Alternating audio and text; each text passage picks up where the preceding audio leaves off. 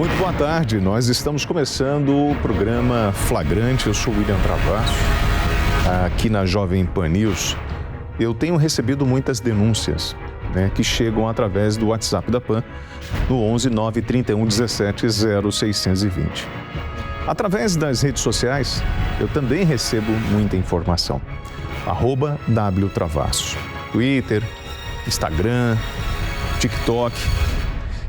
Por incrível que pareça, pelo Instagram chega muito mais. E eu queria fazer um convite aos senhores. Se existe alguma informação que está circulando na sua região relacionada a um distúrbio social, manda para mim, para eu poder abordar aqui. Eu vou mostrar um trechinho de um vídeo que eu recebi do que eles chamam de Tropa do Urso. Os caras lá no Rio de Janeiro estão fazendo a festa. Dá uma olhadinha no que está acontecendo nessa comunidade. Roda aí, Vitinho. Olha o homem do estado. Tem jeito.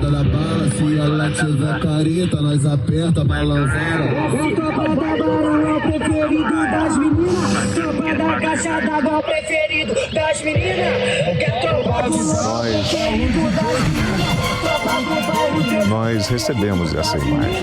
Eu vou falar sobre ela ao longo do programa.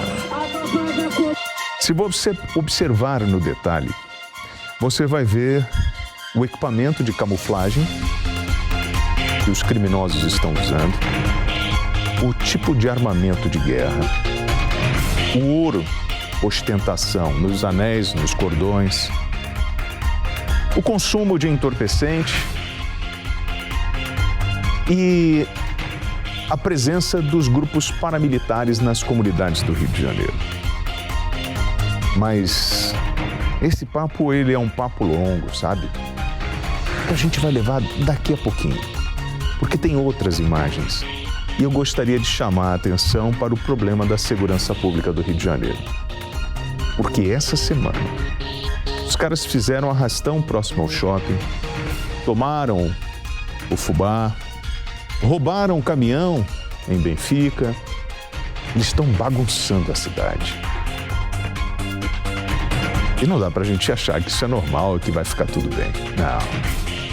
Daqui a pouquinho, eu vou falar sobre o Rio de Janeiro. Mas só daqui a pouquinho. Aqui em São Paulo, nós tivemos uma operação muito bem sucedida, a Operação Sufoco. Ela teve um desdobramento importantíssimo. A Polícia Civil prendeu em flagrante um mega traficante do PCC após o cumprimento de mandado de busca e apreensão realizado em Diadema, na região metropolitana de São Paulo. Foram 2 meses de investigação. Esse sujeito dominava algo em torno de 20 biqueiras ou 20 pontos de distribuição, para além de ter uma formação nas Forças Armadas. Acompanhe a reportagem comigo. Os policiais encontraram o chefão do tráfico de drogas do ABC Paulista pilotando esta moto. Felipe Xavier Barreto dos Santos, conhecido como Tropa, tem 30 anos e já era monitorado por policiais do 1º Distrito Policial de Diadema. Com o traficante da facção criminosa PCC, foram encontradas 6.000 porções de drogas, já preparadas para venda. A polícia ainda apreendeu documentos com a contabilidade do tráfico de drogas, aparelhos celulares e uma pistola calibre 9mm municiada. Tropa era responsável por gerenciar diversos pontos de drogas na região. Ele é ex-militar do Exército, onde serviu por aproximadamente 7 anos. A prisão de Felipe Xavier é a primeira etapa da operação que apura o tráfico de drogas no ABC Paulista.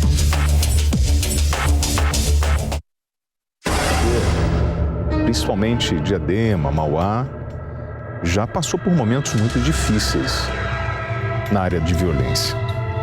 Nós temos áreas em Diadema que preocupam, como a Vila Nogueira.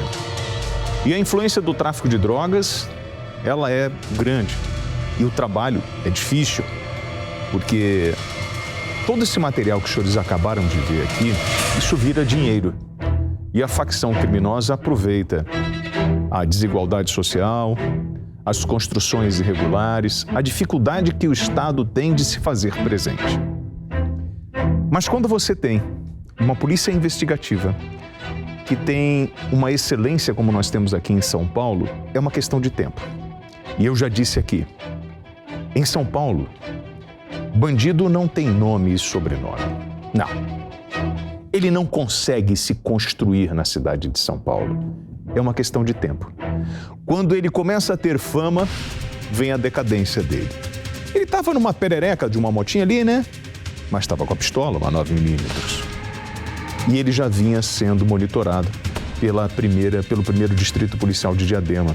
O Dr. Nelson Caneloy Júnior, que é o delegado do primeiro distrito policial de Diadema, na região justamente metropolitana aqui de São Paulo, já vinha junto com a sua equipe acompanhando esse desdobramento. O doutor é o responsável pela prisão do Felipe Xavier Barreto dos Santos, de 30 anos, o Tropa. Mas o Tropa é realmente um cara violento? Essa formação dele na área militar ajudou no trabalho operacional para o gerenciamento dos 20 pontos de distribuição de entorpecente? Doutor Nelson, prazer conhecer o senhor. Obrigado pela gentileza de ter vindo aqui à Jovem Pan. Eu agradeço muito, porque a gente sabe como o trabalho é difícil dos senhores.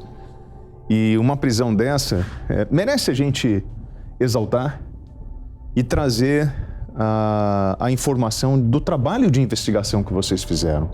Porque, assim, eu costumo dizer que a gente apanha muito, sabe, Nelson? Né?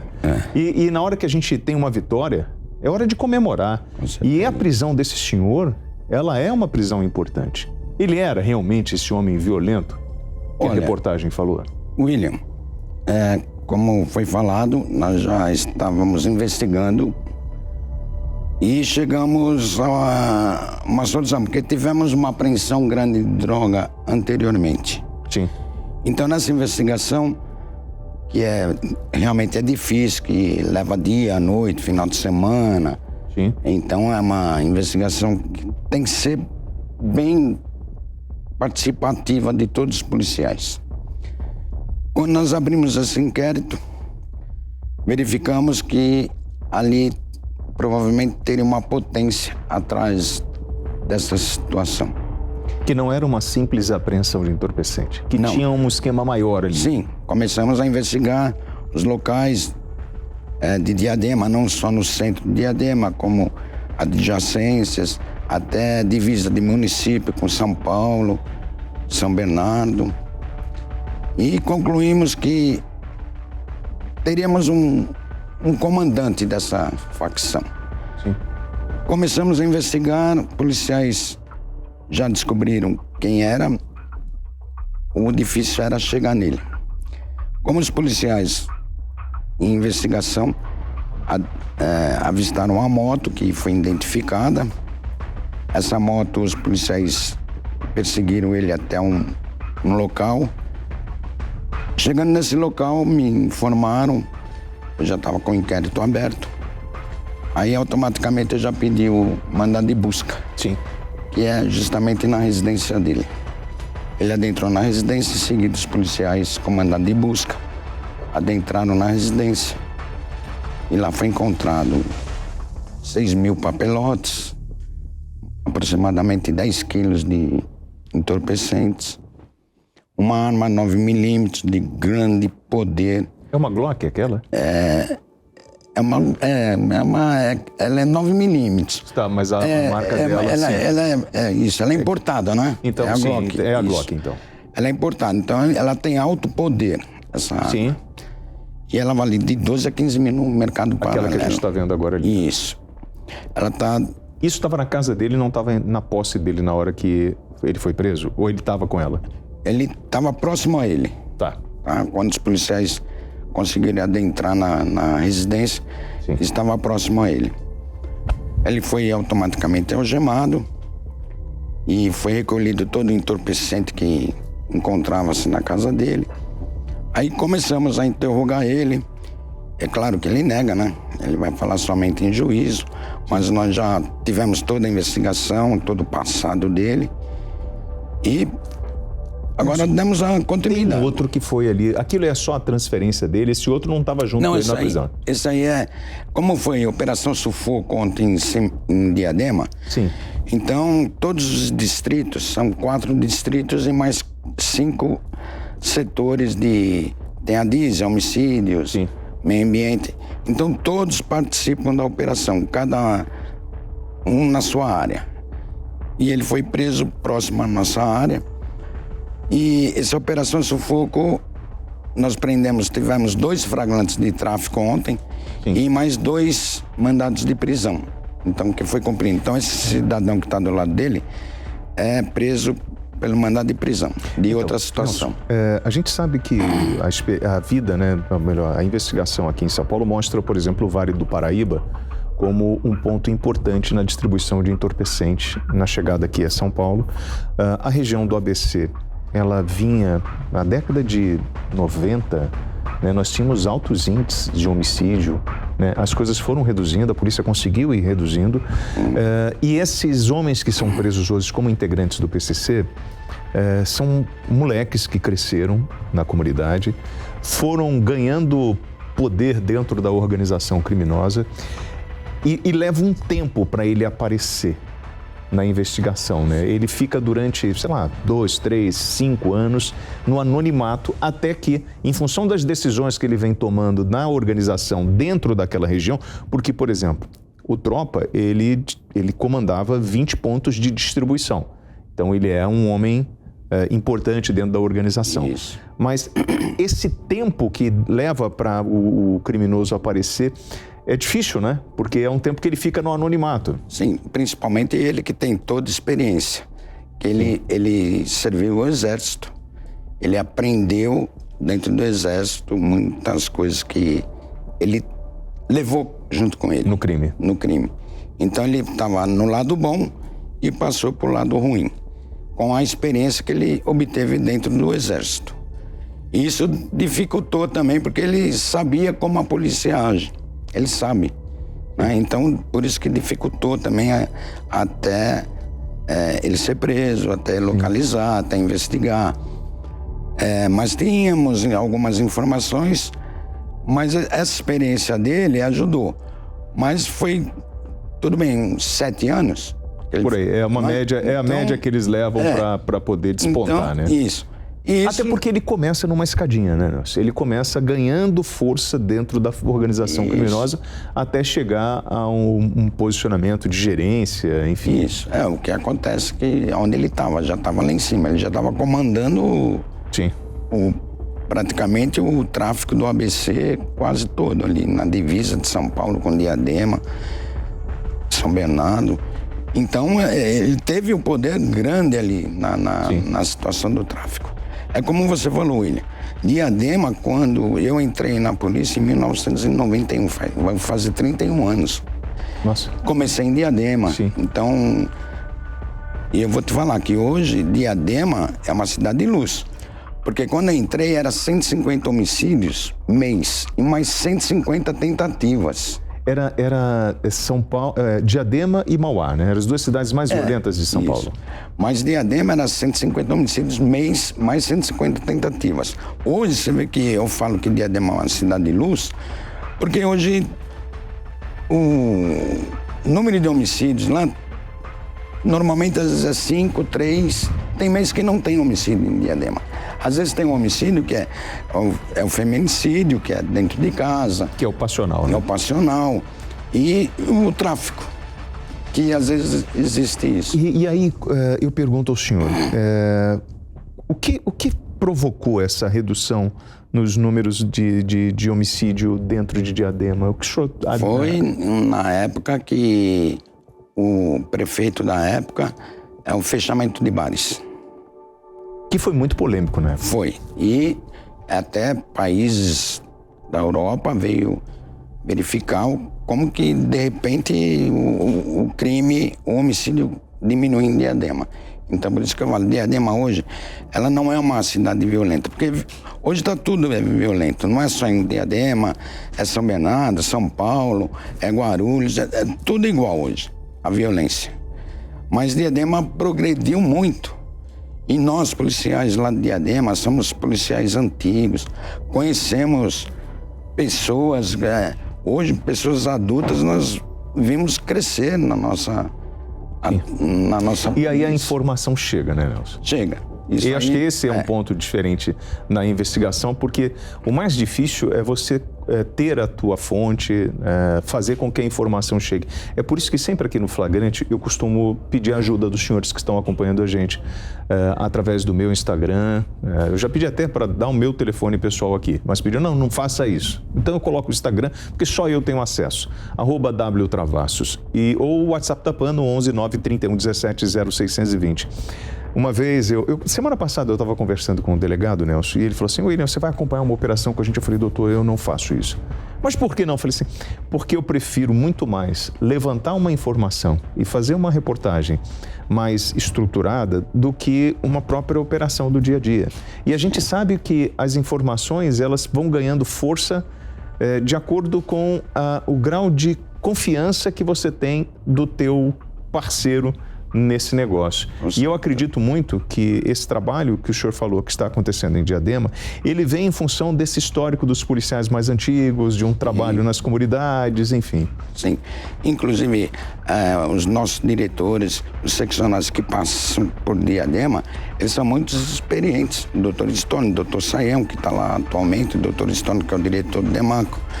E eles, como são policiais antigos também e já passaram por diversos departamentos, eles elogiam o Diadema, que Diadema, lá em Diadema é 420 mil habitantes hoje, mas Diadema não dá trabalho, nós conseguimos prender... Controlar. Controla Diadema. É claro que o tráfico de drogas é muito difícil, porque difícil, você tem o dependente químico, que é o cara que alimenta tudo isso. E hoje a lei mudou muito.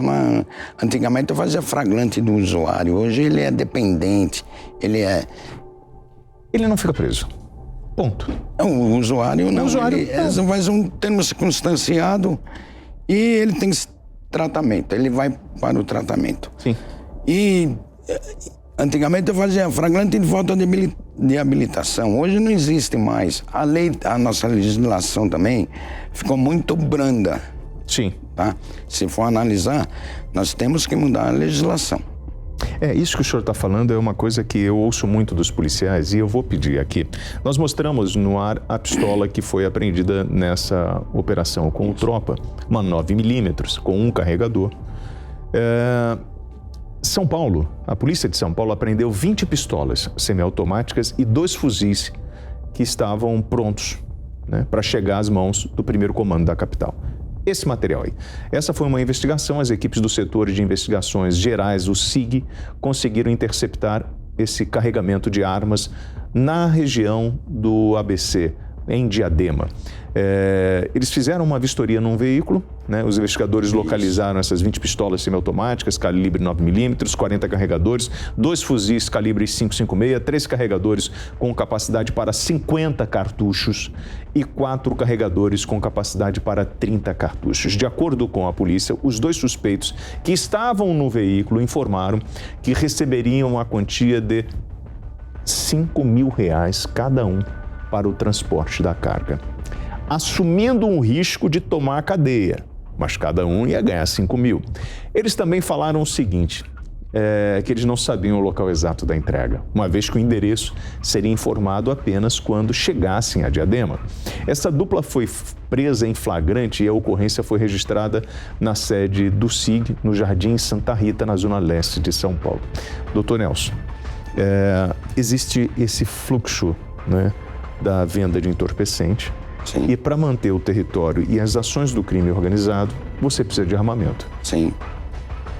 Essa apreensão, quando a gente fala num carregador com capacidade para 50 munições, eu imagino que essas armas são muito armas voltadas para as ações relacionadas ao novo cangaço, a roubo de banco, tentativa, né, a instituições financeiras. Porque é um braço do crime. Sim. Com certeza. Inclusive, essas armas foram apreendidas por policiais de Diadema. Sim. E possivelmente seriam distribuídos em Diadema. Então, através da investigação, que é muito importante, hoje a tecnologia, a Polícia de São Paulo, ela está bem estruturada de informações. A rede social, né, também leva nós a investigar. Já consegui prender pessoas através do Facebook. Né? Então, apesar que a malandragem, aí, os indivíduos, eles também se aperfeiçoam, né? Eles se aperfeiçoam também. E eles também estão na frente, às vezes passam na frente. Mas a tecnologia que nós estamos usando aqui em São Paulo é muito boa. Cada dia se apropriando mais, melhorando. Né? E é por isso, Nelson, que eles trocam de telefone toda hora. É por isso que eles fazem, né? O tempo inteiro eles estão tentando burlar o sistema de investigação, porque, é claro, eles sabem que a casa vai cair a qualquer momento. Vou falar uma coisa para vocês em relação aos armamentos. Uma vez eu trouxe aqui um instrutor e ele usou uma expressão, né, sobre a prática de tiros. Isso viralizou na internet, enfim. Deixa eu fazer Vou abrir meu coração para vocês. O problema está na comercialização de armas sem procedência. O que eu queria ver nesse país é, na hora que apreende um carregamento desse, com um fuzil 5.56, pegar o fabricante, seja ele israelense, russo ou qualquer outro país de origem, ir lá fora e falar assim, irmão, olha o que passou no meu país, olha o que veio parar aqui. E a gente tentar fazer um rastreamento para poder cortar esse fluxo. O problema, amiguinho, não está na arma vendida de forma legal, onde o cidadão brasileiro preenche todos os seus requisitos. Você pode não concordar com isso, isso é um direito seu. Mas o que eu estou falando é no contrabando internacional de armas. Um carregador com 50 munições, com capacidade de 50 munições ou com 30, pistolas 9mm, isso aí não nasce de uma bananeira, irmão. Isso não nasce de uma bananeira. Isso aí não vem de uma fábrica nacional. Não. E se vem, eu tenho que achar.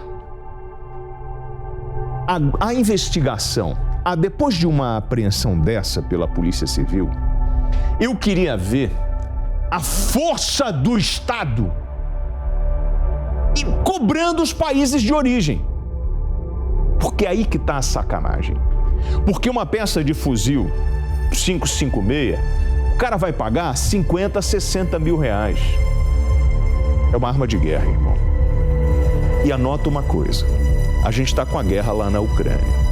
Tem uma enxurrada de armamento seguindo para lá. Pode ter certeza que parte desse armamento que está sustentando a guerra na Ucrânia será desviado e vai parar nos países pobres para sustentar o crime organizado e a guerra que a gente vive aqui. Vai alimentar as imagens que eu mostrei lá do Fubá, da turma do urso fumando maconha.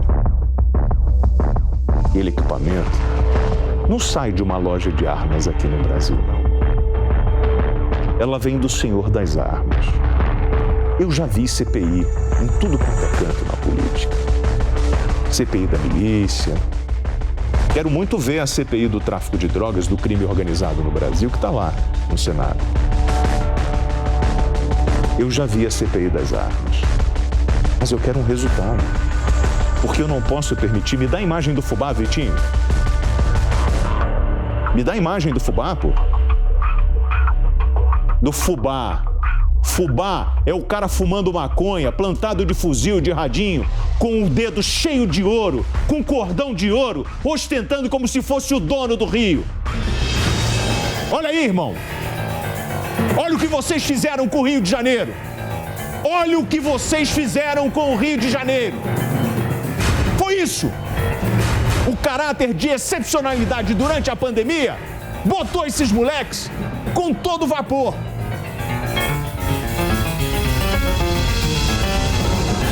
E aí, seja no Rio, em Salvador, em Porto Alegre, aonde for,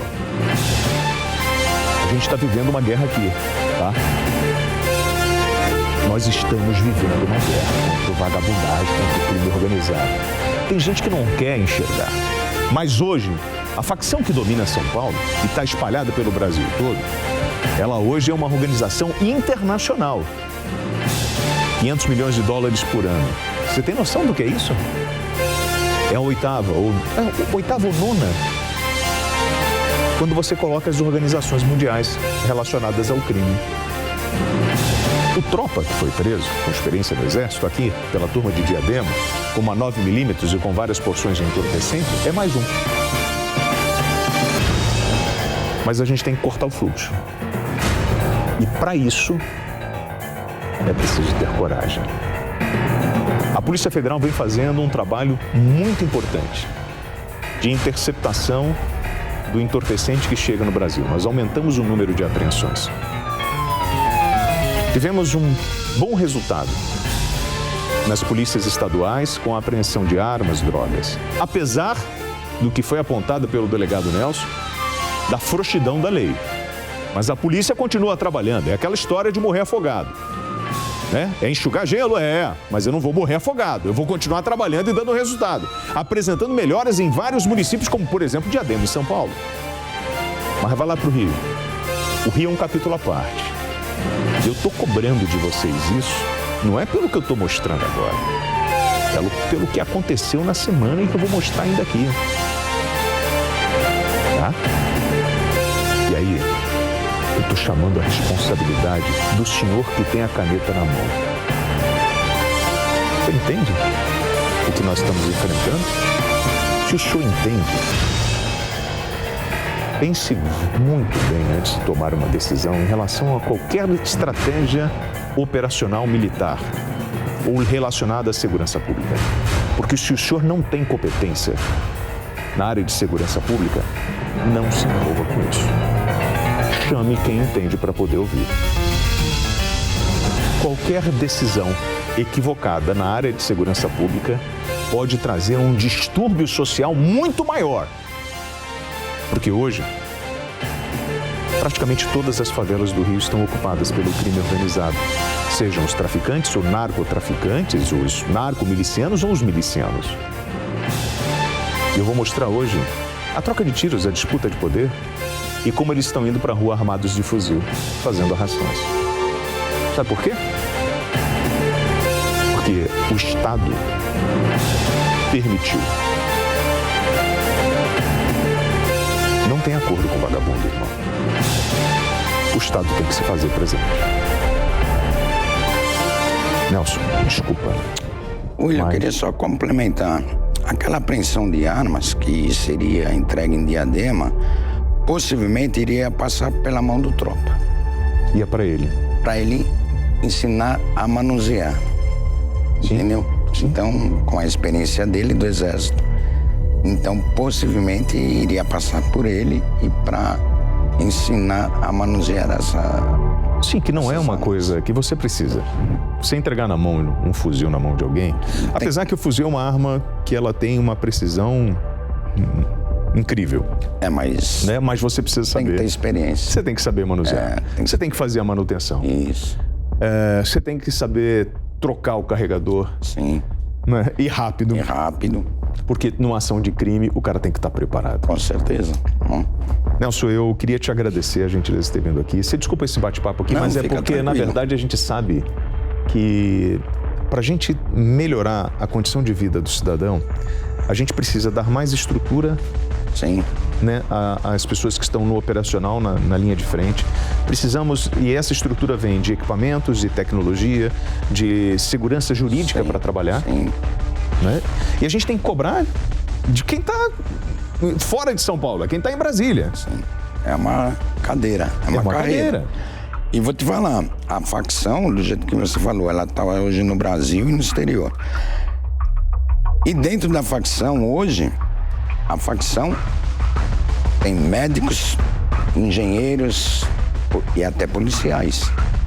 Opa! Então... Opa, doutor Nelson. Não é? Ô, doutor Nelson. Então eles vão tentar de tudo, chefe. Sim. Eles vão financiar o que eles podem. Essa semana prenderam o dentista. O cara com Sim. 3 ou 4 meses de dentista, ele tinha uma clínica montada na comunidade e uma porta secreta.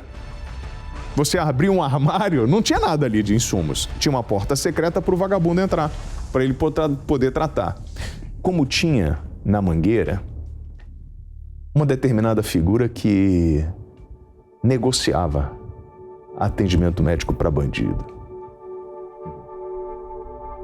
Você sabe que toda vez que eu passo pelo sujeito, como eu tenho vontade de chegar perto da orelha dele para conversar com ele. É uma figura pública, não vale nada. Mas uma hora a vida dele vai ensinar para ele que não é para ficar negociando com bandido, né? Nelson, Com certeza. Obrigado. Parabéns pelo trabalho da toda a equipe. Obrigado, então, a turma do 1º Distrito lá, Obrigado. Diadema. Agradeço o convite. Quero deixar claro aqui que Diadema está à disposição. Primeiro DP de Diadema, eu como titular. Eu tenho mais outros colegas lá, doutora Amélia, doutor Marcos Dario, Gentil e outros delegados, que também participam da Operação Sufoco, que nós estamos fazendo toda semana. E estamos tendo um resultado positivo. Doutor Nelson Canelói Júnior, delegado do 1º Distrito Policial de Diadema, na região metropolitana de São Paulo. Nelson, pode ficar aí. Fica à vontade. Meu irmão, obrigado. Pela gentileza, pelo bate-papo. Obrigado, William. Ó. Eu sei. Não, tá tranquilo. Outro dia o cara publicou lá, William Travassos com cara de mal. Mas eu sou tão bonzinho, rapaz. É só que eu não gosto de sacanagem com o meu povo. Meu povo é um povo trabalhador. O povo acorda 4h30 da manhã para pegar uma condução lotada e passa 2 horas para chegar no trabalho. Depois ele volta no final do dia, enfrenta mais 2 horas, às vezes 3. E quando chega em casa, ele precisa dar boa noite pro vagabundo que está na porta da casa dele. Na hora que ele sai de madrugada, ele dá bom dia. E ele acorda às vezes e é obrigado a deitar no chão do seu quarto, porque está tendo uma troca de tiros na sua casa. Ou melhor, na comunidade dele. E você acha que a gente deve se acostumar com isso? Não. Bandido bom é bandido preso, irmão, e ressocializado. Quem faz acordo com o vagabundo é. Tá entendido? Eu vou pro intervalo. Sou o WT. Eu? Pode me tirar de foco. Porque eu não faço acordo com o vagabundo mesmo. É eles lá e eu cá. Intervalo rapidinho na PAN e eu volto já. Segura aí. Estamos de volta com o programa Flagrante. Eu sou o William Travassos, o WT. E a gente falava sobre tráfico de drogas, né? E às vezes as pessoas realmente acreditam em Papai Noel, em conto da carochinha, e acham que a venda de entorpecentes é um negócio pequeno. Não, gente, é muito grande. Não sei se você já teve, se você tem essa noção que acompanha a gente. Você tem, né? Acho que muito em função do que hoje a gente acaba vendo no noticiário, porque antigamente você via as apreensões nas bocas de fumo biqueira, aquelas apreensõezinhas, né? Coisinha pequena.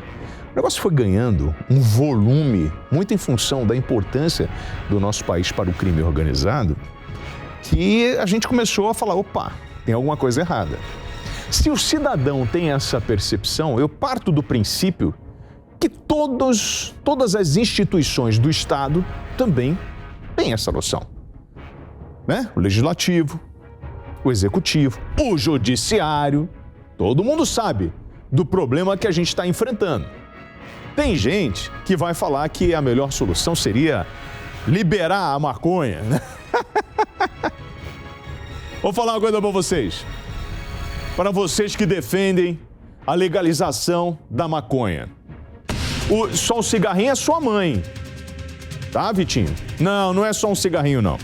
O dia que vocês me responderem o que a pessoa faz com a janela psicótica, que essa porcaria de abre lá a cabeça da pessoa, vocês vão me convencer. Não dá, irmão. Ela mexe na tua cabeça. Entende isso? No país do tamanho de um continente. você imaginar que você vai fazer esse tipo de coisa. Não, mas é muito mais fácil, a gente vai regular, vai dosar. Balela, irmão. Balela. Essa narrativa, ela vem em função das indústrias que estão loucas para botar a mãozinha nisso. Opa, pesquisa aí sobre cannabis e vai ver um monte de indústria já na área farmacêutica. É negócio, é business. Na verdade, estão querendo pegar uma partezinha desse bolo porque sabem que o ser humano está infeliz, que o ser humano vai buscar na maconha, na cocaína, a sua felicidade. Vai buscar endorfina, hein? Caçamba 4. Não me venham com esse papo, mano. Maconheiro. Outro dia eu vi o cara dançando, pedindo para liberar a maconha. Não é só um cigarro. Não é inocente isso. Se você, maconheiro,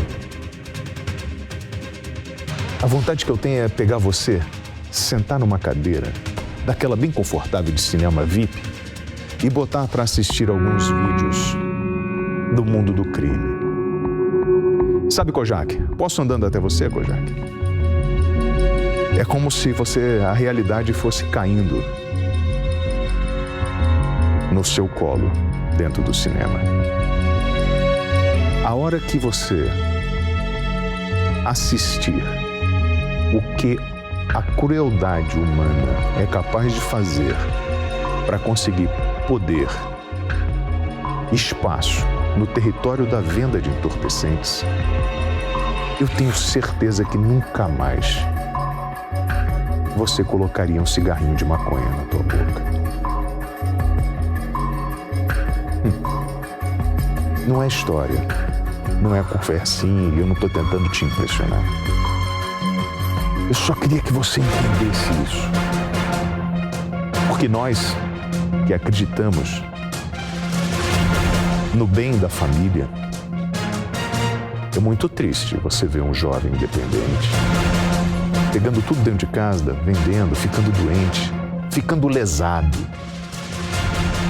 abobalhado. Você vê o teu filho perdendo a grande chance da vida, que é o momento da juventude dele, se entregando às drogas. Depois esse moleque vai ser aquele moleque lesado lá na frente. Vai conseguir nada, só porrada da vida. Pô, tio, é só um cigarrinho? É a porta de entrada, filho, da cocaína e outras brincadeiras. Valeu, Kojak.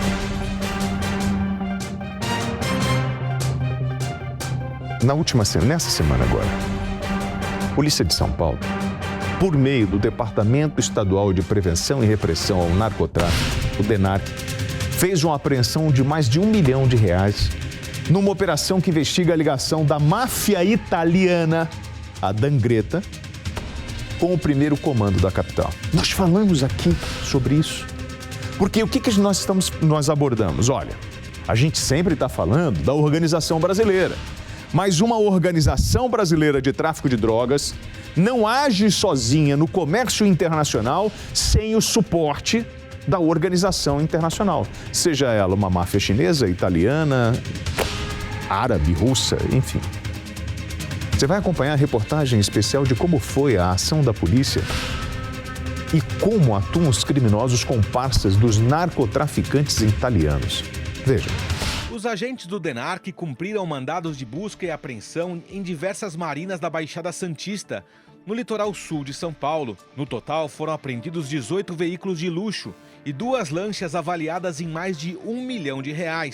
As equipes apreenderam ainda 5 armas de fogo, 4 quilos de cocaína, R$160 mil em espécie e mais de 10 celulares. Ao todo, 17 pessoas foram presas. Além do inquérito policial que apura a ligação da máfia italiana com o PCC, o primeiro comando da capital, a operação também investiga as relações com os narcotraficantes independentes do litoral sul de São Paulo, com Rocco Marabito. Rocco é conhecido como o rei da cocaína de Milão e sempre foi um dos criminosos mais procurados da Itália por sua ligação com o tráfico de drogas desde os anos 90. Em maio do ano passado, a Polícia Civil de São Paulo prendeu o italiano. Investigações mais recentes da Polícia Federal indicam a ligação dele com a organização criminosa 'Ndrangheta, considerada uma das maiores e mais poderosas do mundo. Rocco foi condenado a 30 anos de prisão por tráfico internacional de drogas. Em julho deste ano, em ação conjunta da Polícia Federal com o Ministério da Justiça e Segurança Pública, o italiano foi extraditado para a Itália. Até a prisão de Rocco, a polícia ficou 4 meses monitorando os passos do italiano e dos comparsas. Vincenzo Pasquino era um deles, outro mafioso italiano preso na Paraíba. Segundo a polícia, Rocco e Vincenzo conseguiram permanecer anônimos durante anos no Brasil, através do apoio de traficantes brasileiros. A moeda de troca era a cocaína. Um dos responsáveis pela infraestrutura dos mafiosos no país era Gustavo Tomás, que aparece em várias imagens ao lado do italiano. Nesta, por exemplo, Tomás aguarda o elevador ao lado de Rocco. Gustavo ainda cuidava de Morena Maggiore, casada com Vincenzo, o braço direito de Rocco morábito no Brasil. Era Tomás quem a hospedava em imóveis e cuidava dos suprimentos necessários para ela no país. Nas fotos, Morena aparece grávida de Cristal Pasquino, filho que teve com Vincenzo, com o objetivo de evitar a extradição para a Itália. O grupo atuava no Guarujá, na Baixada Santista. A polícia divulgou imagens da ação da quadrilha no transporte da droga. Nessa, o traficante Alessandro Carneiro, vulgo Macho ou Careca, dono do ponto de drogas em Perequê, no Guarujá, chega ao galpão, localizado em Vicente de Carvalho. Na sequência, chega o carregamento com a cocaína, que é retirado do fundo falso do caminhão e colocado na picape. Nessa outra imagem, os agentes mostram a apreensão de entorpecentes, que possivelmente, segundo a polícia, também pertenciam ao Careca. Repare que o emblema da droga é uma homenagem ao traficante Miguel Calhardo, chefe do cartel de Guadalajara, no México, na década de 80. Eles parecem não se intimidar. Por outro lado, a polícia também promete não dar trégua. As apreensões das embarcações na última semana são provas de que o cerco está se fechando para os comparsas dos mafiosos italianos no Brasil. Barcos, jet ski ou moto aquática, carros de luxo, maços de dinheiro, muito entorpecente. Na trajetória desses homens, alguns foram mortos. É negócio. É multinacional. Empresa. A visão empresarial do mundo do crime, ela é muito bem elaborada. É business. Você tem um investidor que bota o dinheiro na operação e tem aqueles que operacionalizam, seja para o transporte de armas, de entorpecente, mas tudo é negócio. E nessa cadeia do negócio, que começa nos países como Bolívia, Venezuela, Colômbia, você tem a matéria-prima, que é o produto, objeto de desejo do brasileiro, do cara que está na América do Sul, do europeu, do americano, do russo, do cara lá no Oriente Médio. Quanto maior a distância e maior a dificuldade para colocar este objeto de desejo que saiu daqui da América do Sul lá, mais caro é a operação. Mais dinheiro você ganha. Escobar, nós falamos dele na semana passada, foi comprando tudo que podia. Ele queria poder para além do dinheiro. Outros traficantes não, só querem o dinheiro. É negócio. Ele é executivo do crime. Ele não mete nem a mão em armas. Não precisa. Ele tem quem faz isso por ele. Nessa operação que foi desencadeada, o que a gente percebe para além da apreensão do entorpecente, de armas e de todos aqueles envolvidos no esquema? É o patrimônio que o crime vem conquistando. E para manter esse patrimônio, você precisa legalizar isso. Você precisa de empresas. O trabalho de inteligência em cima da desarticulação dessas grandes organizações criminosas também é um trabalho empresarial, de inteligência, onde você identifica o CNPJ, identifica os integrantes desta empresa e vai desarticular a cadeia de produção deles ou de encaminhamento da droga para fora do país. Mas lembrem-se, não é uma coisa fácil. Olha a quantidade de dinheiro. Isso é café pequeno, tá? E não sou eu que estou falando, não, gente. Eu só estou noticiando o que os senhores já viram várias vezes. Mas quem está no dia a dia dessa investigação sabe como o bolo cresceu. Sabe quando a senhora prepara um bolo, a sua esposa prepara um bolo e sem querer ela coloca um pouquinho mais de fermento e a massa do bolo ela sai para fora da forma? Pois bem, o dinheiro é tão grande e o volume de entorpecente é tão significativo que a coisa está extrapolando. O doutor Fernando Santiago, delegado da Divisão Estadual de Narcóticos aqui de São Paulo, o DENARC, está no flagrante. Fernando, mais uma vez, obrigado pela gentileza de você ter vindo. Sabe o que é, Fernando? É porque, assim, uma coisa sou eu falando de jornalista, né?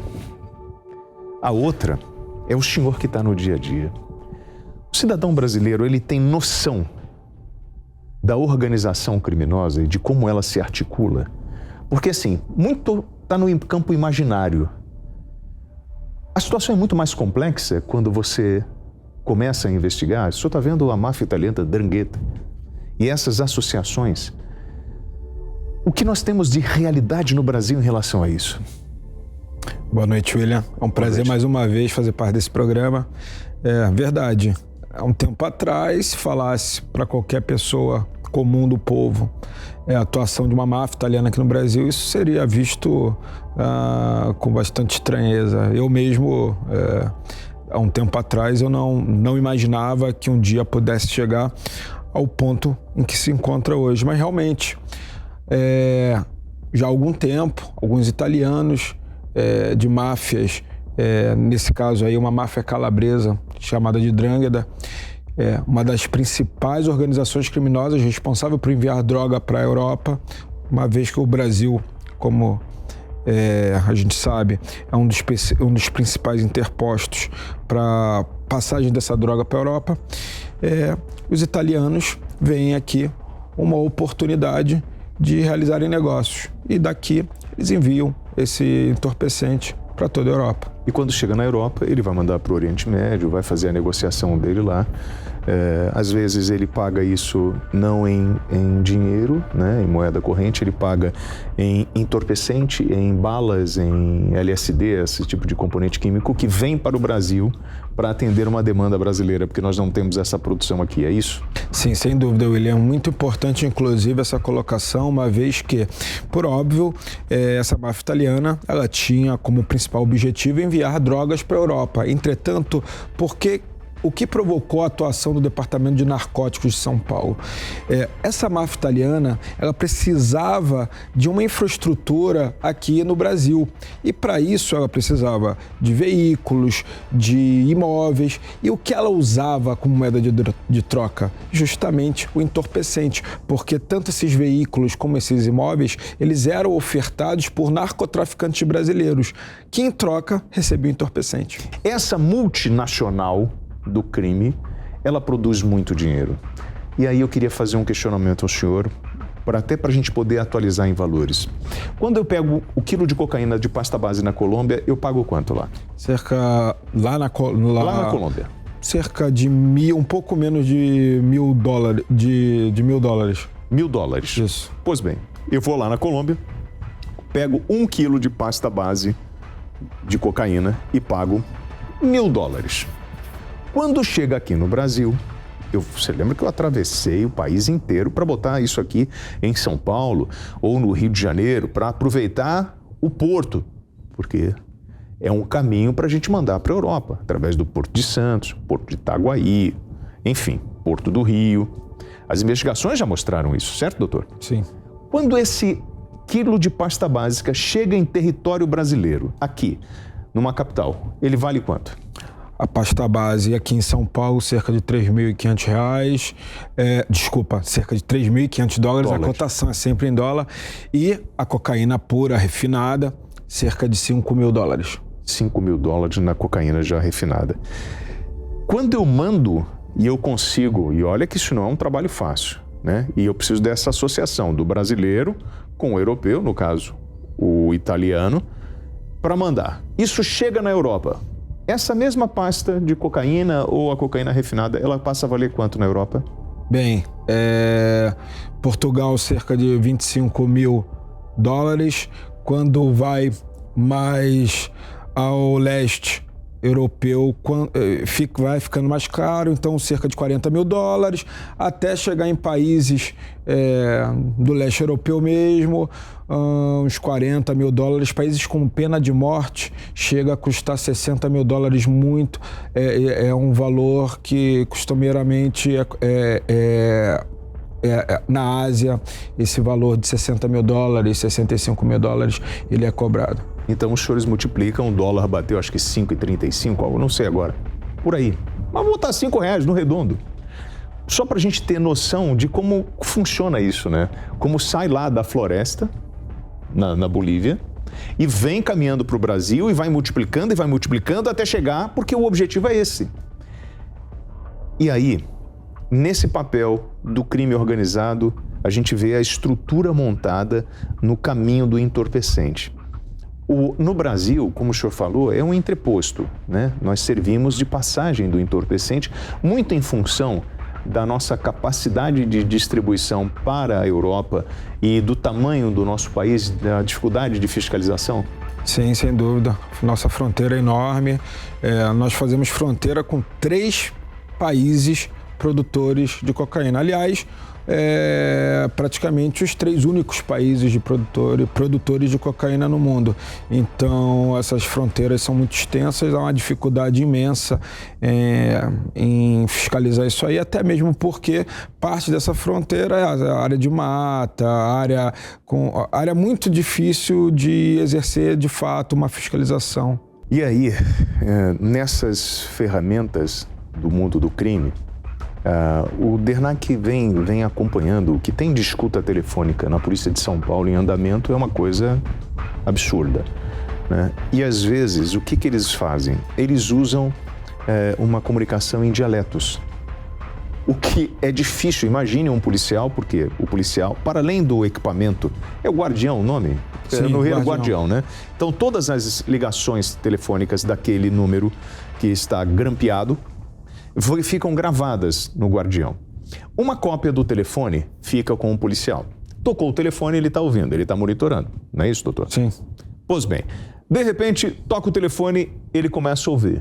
E aí, ele está ouvindo em dialeto, porque o crime organizado já sabe que aquilo pode estar no grampo, e aí eles pegam ferramentas para dificultar.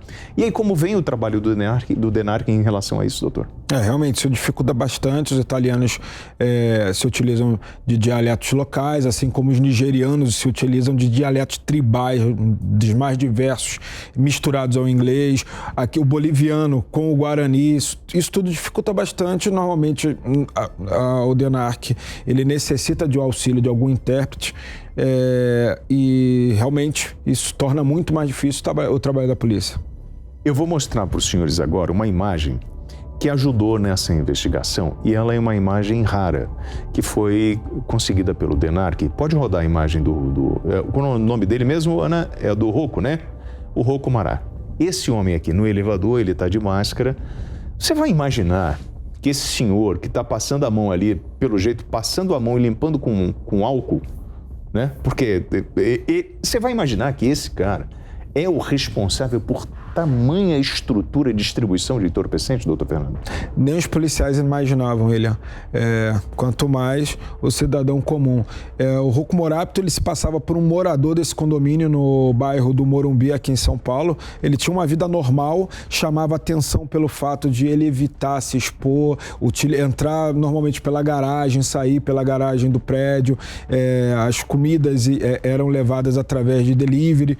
E o Gustavo Tomás, que é esse outro rapaz que aparece na imagem, por isso que o Gustavo Tomás se torna um dos indivíduos mais importantes junto aos anseios dessa organização criminosa, porque, veja bem, como aparece nas imagens, é ele que leva mantimentos, água, veículos e tudo que a organização criminosa precisava, uma vez que o Gustavo Tomás era um nacional, era um brasileiro, e aqui ele não chamava nem um pouco a atenção. Então, o Rocco, ele se mantinha no anonimato e usava essa estrutura, né, como um empresário.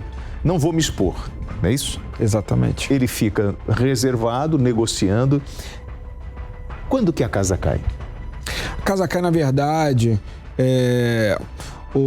quando a Polícia Federal, junto com a Interpol, os carabinieri italianos e o DEA, em uma ação em conjunta, realizam tudo isso liderado, obviamente, pela Polícia Federal, realizam uma operação em João Pessoa e prendem o Rocco Morabito e Vincenzo Pasquino em um hotel, e nos chamou a atenção que no momento dessa prisão a interceptação telefônica do telefone do Gustavo Tomás revelou que o Gustavo também se encontrava naquela região.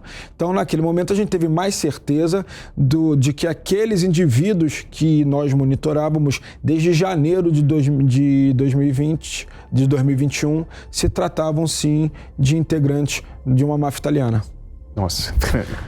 Os senhores estão entendendo, quando eu falo DEA, que é o Departamento de Narcótico Americano. Sim, exatamente. Nós temos hoje no Brasil esse intercâmbio já muito bem consolidado entre as forças de inteligência, que é o que produz esse resultado de operações como essa. Hoje está tudo interligado. Se a gente pegar Polícia Federal, DEA, os departamentos de narcóticos do Brasil inteiro, né, nós temos isso tudo vai se comunicando, porque na verdade não tem como ser diferente, porque como um entorpecente ele passa por São Paulo, mas ele acaba passando por outros estados, enfim, você tem um monitoramento das quadrilhas e você vai vendo, através do monitoramento, o andar desta negociação, não é isso? Sim, exatamente. Tem que haver esse diálogo entre todas as agências, né? A Polícia Federal aqui no Brasil, ela é responsável por fazer essa interlocução com outras agências estrangeiras. Nós fazemos essa interlocução com outros departamentos de narcóticos espalhados pelo Brasil e também com a Polícia Federal. Mas veja bem, a cocaína, por exemplo, o Brasil não produz nenhuma grama de cocaína. Toda a cocaína consumida em solo nacional, ela é produzida fora do país, por aqueles 3 países produtores, Bolívia, Peru e Colômbia. Então, é muito difícil estabelecer um limite territorial no que tange à investigação de entorpecentes, porque, obviamente, a origem desse entorpecente, no caso da cocaína, sempre ela é estrangeira. Me explica isso. Por que nós não conseguimos produzir essa cocaína aqui no Brasil? Porque é caro? Porque a gente não tem tecnologia?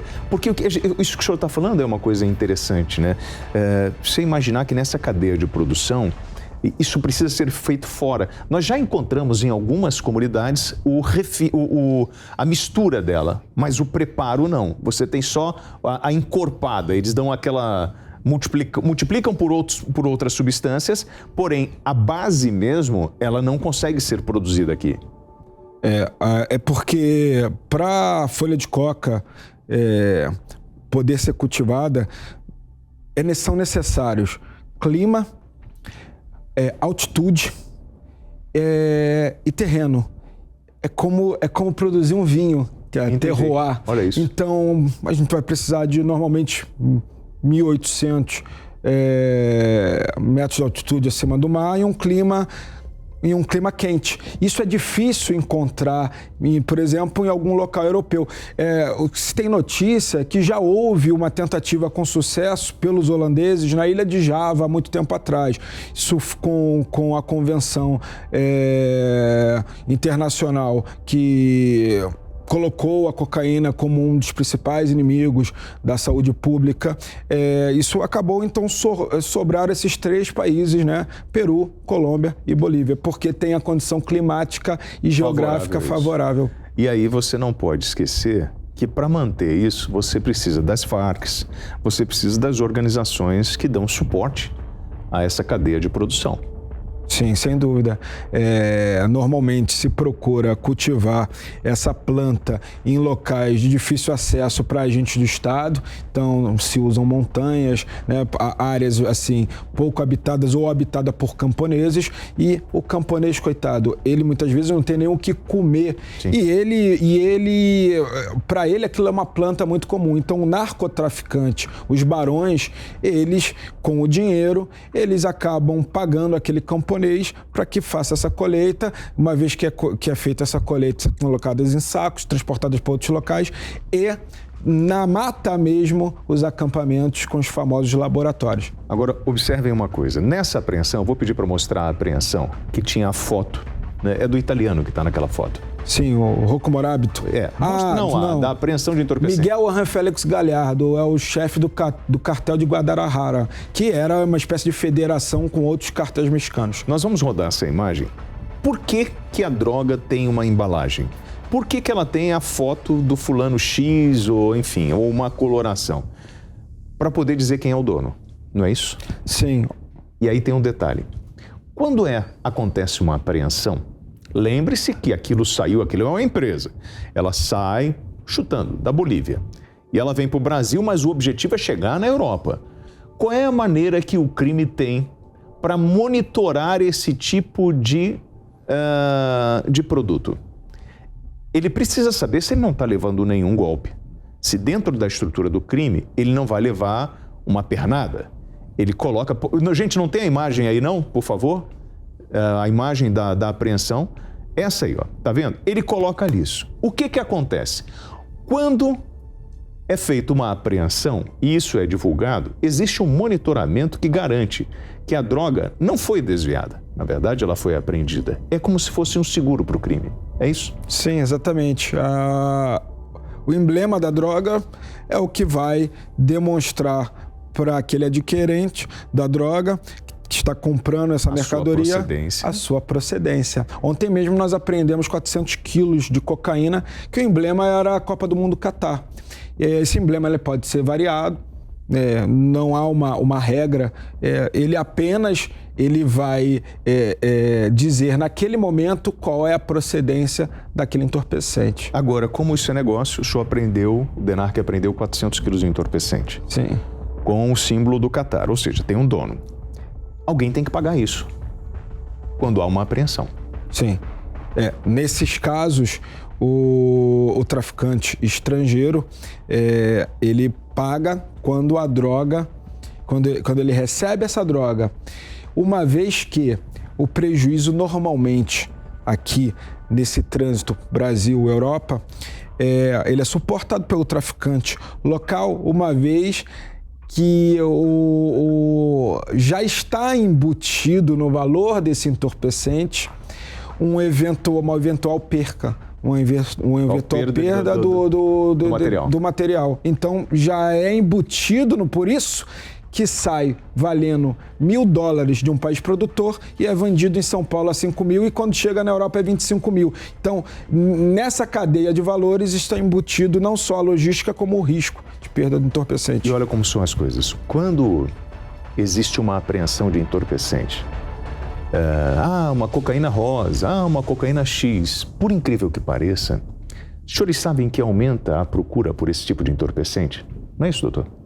Sim, na verdade a mudança de cor se dá justamente para dissimular e dificultar a fiscalização.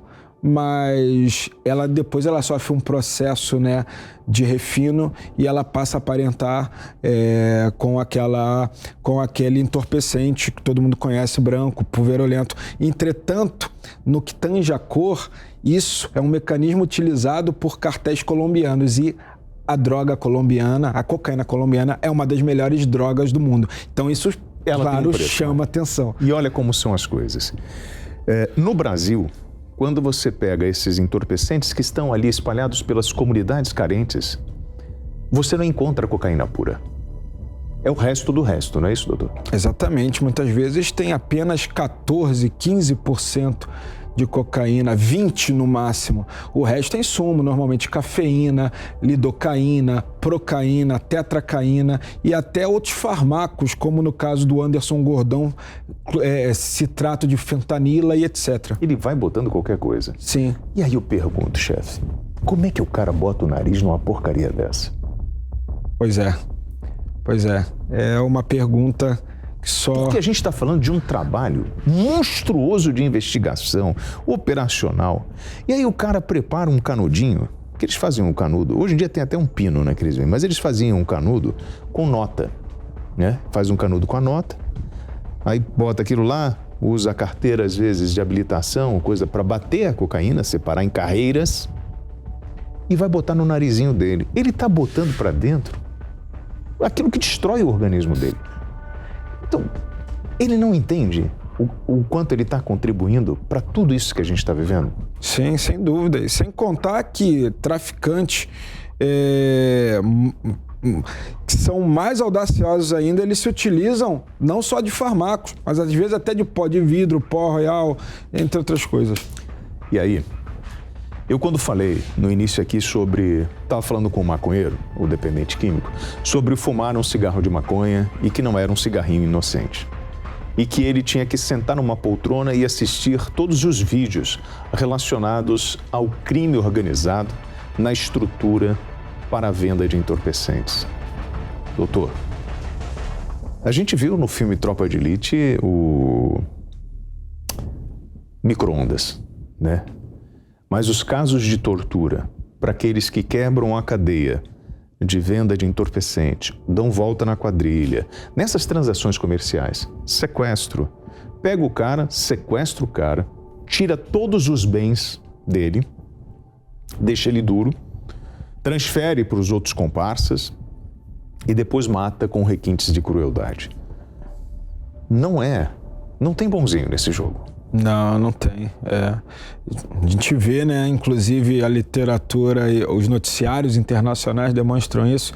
México, por exemplo, se utilizam das formas mais cruéis para torturar e matar um adversário, desde uso de motosserra, ácido. E no Brasil, a gente não está distante disso.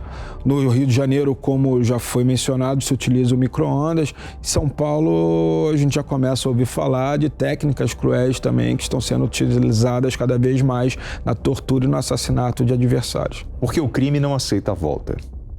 O crime... Vem cá, meu filho.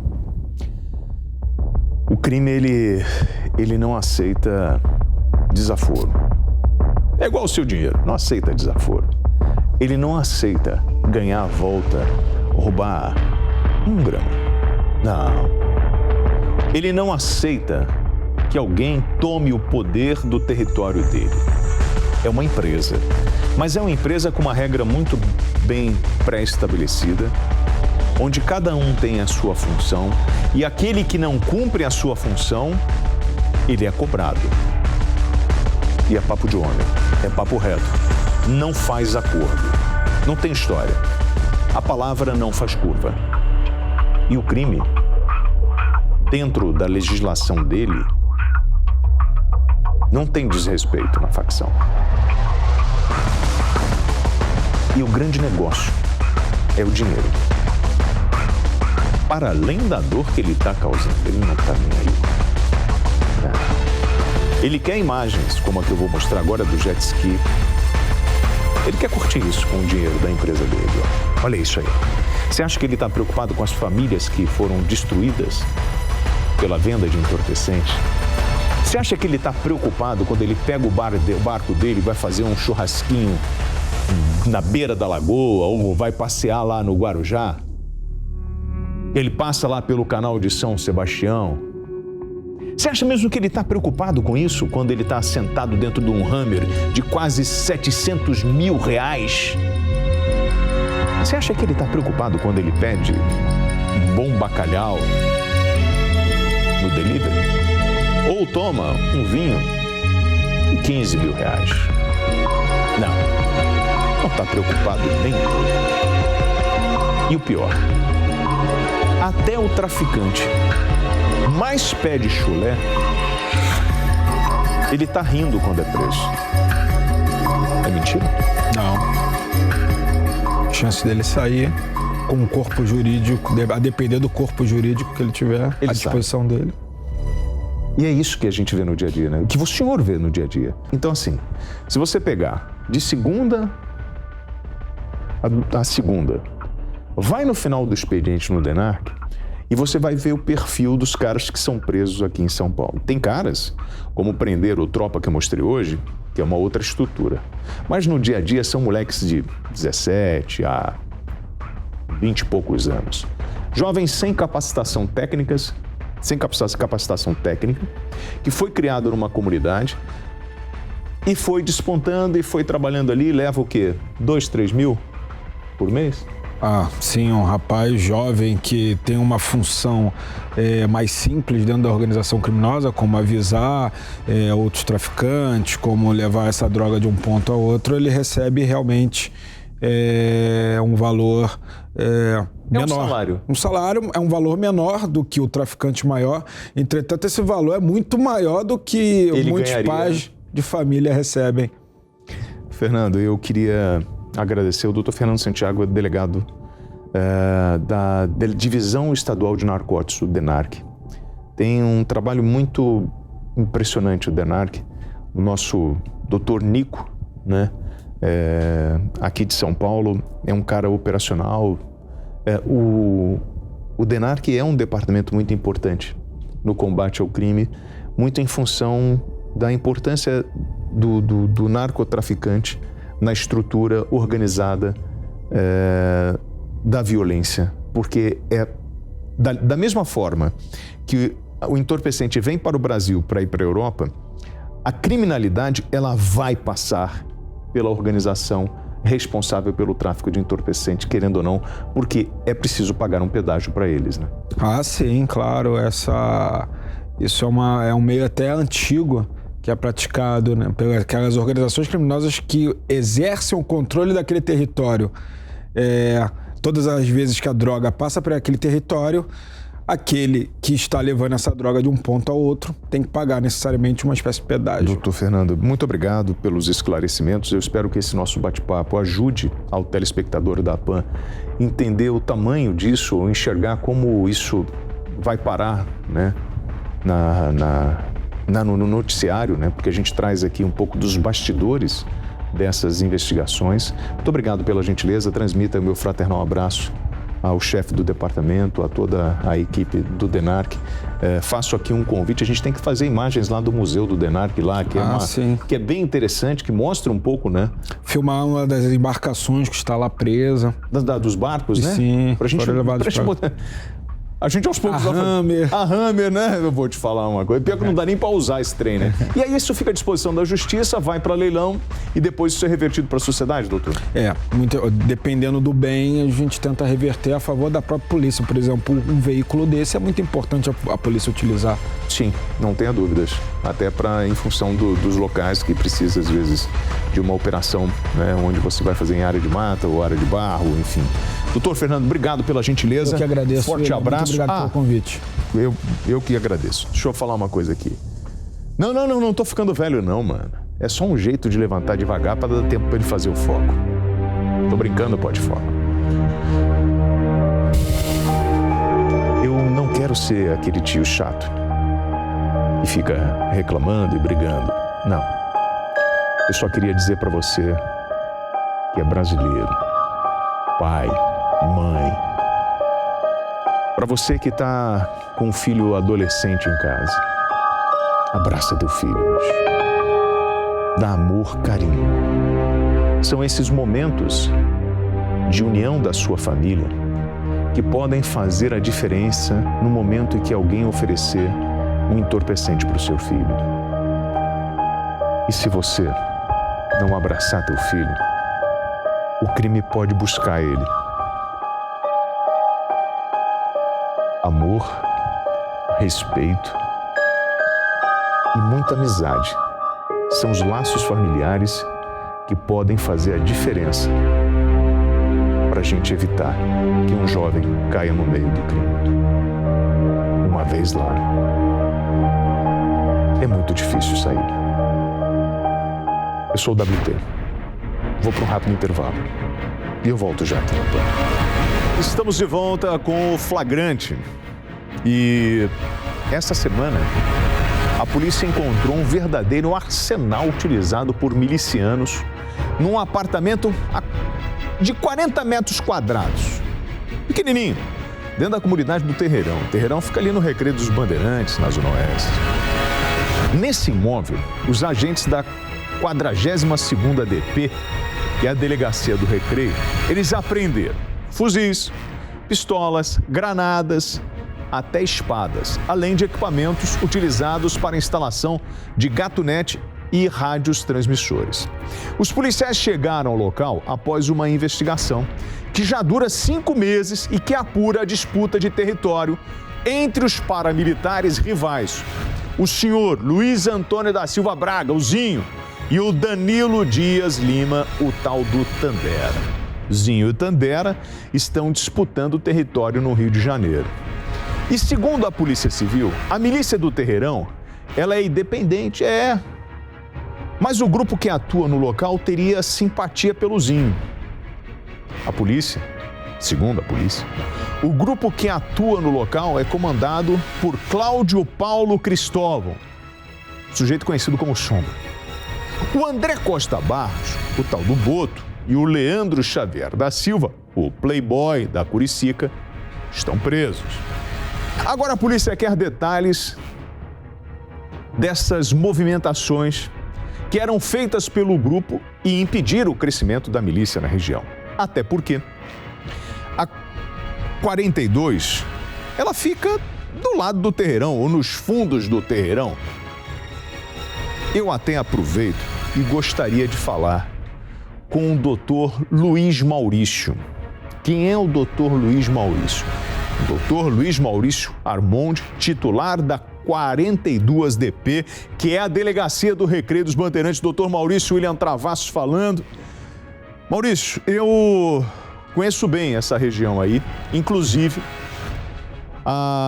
o Terreirão tem um pãozinho francês maravilhoso, bem barato. Só sabe que quando você está no Shopping Recreio, ali, e você sai em direção à Praia da Macumba, você vai por dentro da comunidade. E eu já fiz esse caminho a pé algumas vezes e nunca vi ninguém armado ali. Mas você passo eu com a prancha de surf, eu comendo um pão francês que é barato lá no Terreirão. Mas agora a gente vê que as coisas estão diferentes, né? Ou seja, no Terreirão, a disputa de território entre os milicianos está provocando uma instabilidade e já é possível ver, doutor, a presença de homens armados dentro do Terreirão, que era uma coisa que não existia ali. O senhor pode falar sobre essa disputa entre Zinho e Tandera e dessa milícia independente que toma conta dessa região? Boa noite. Boa noite. Na realidade, essas milícias, elas se situam em limites do Recreio. Elas vêm de Campo Grande e Santa Cruz. Então, o que acontece? É como se fosse uma guerra. Eles aproveitam o espaço territorial contínuo e ficam cada vez querendo ampliar mais o seu poderio. E, infelizmente, eles querem avançar para a área do Recreio, que dali eles conseguem também atingir a região das Várzeas. E, com isso, explorar não somente a segurança, mas também o sinal de internet e as vans. Então, o que nós estamos tentando fazer é impedir esse avanço, esse caminho da milícia, para que justamente essa região do Recreio, que é uma região turística, que precisa de uma atenção, não somente, sem querer menosprezar as outras áreas, mas também dando uma atenção em razão desse turismo, em que pessoas que não conhecem a realidade da região circulam aqui, para que eles não sofram nenhuma ação desses milicianos e esses comerciantes não fiquem oprimidos pela ação dos mesmos. Então, doutor, eu falei aqui que eu andei nessa região. Ali tem a Praia da Macumba, né? Praia do Recreio dos Bandeirantes, é o posto 12 que nós temos ali. E é uma área onde você recebe gente, principalmente depois da instalação do BRT, você recebe muita gente de outras áreas, como Santa Cruz. A parte mais afastada hoje daquela região começou a ter acesso e você tem uma grande circulação de pessoas.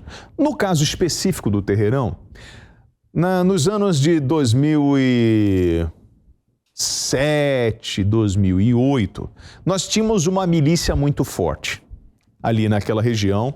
Logo depois, em função do trabalho do GAECO, da DRACO, houve uma desarticulação dessas quadrilhas ali e os milicianos, eles recuaram. Inclusive, o tráfico de drogas chegou a tentar ocupar essa região. E passou um período ali que você não tinha esse tipo de presença, né, ostensiva do crime organizado, seja tráfico ou milícia. E eu conversei muito com os moradores dessa região que falavam assim, William, a comunidade é tranquila, a gente não tem troca de tiros, a gente não vê gente armada aqui. E de uma hora para outra, a gente começa a receber relatos, né, das coisas que estão acontecendo nessa região, como, por exemplo, essa apreensão que o senhor falou. Hoje, o que acontece ali? Essa presença, essa disputa dos... Olha o armamento que foi encontrado. Você já teve no passado, talvez, algum outro tipo de operação no Recreio dos Bandeirantes, onde você tem a prisão de armeiros do crime, ou pessoas que eram... um cara que era armeiro e que fazia manutenção para armas para outras pessoas. Já teve isso no passado, tá? Não vou lembrar bem o ano qual foi. Porém, isso é uma outra história. Ali a gente está falando do crime e de um arsenal que estava dentro da comunidade. Doutor, com essa interceptação, o senhor acredita que o senhor conseguiu evitar um banho de sangue na comunidade, uma disputa sangrenta, armada no território?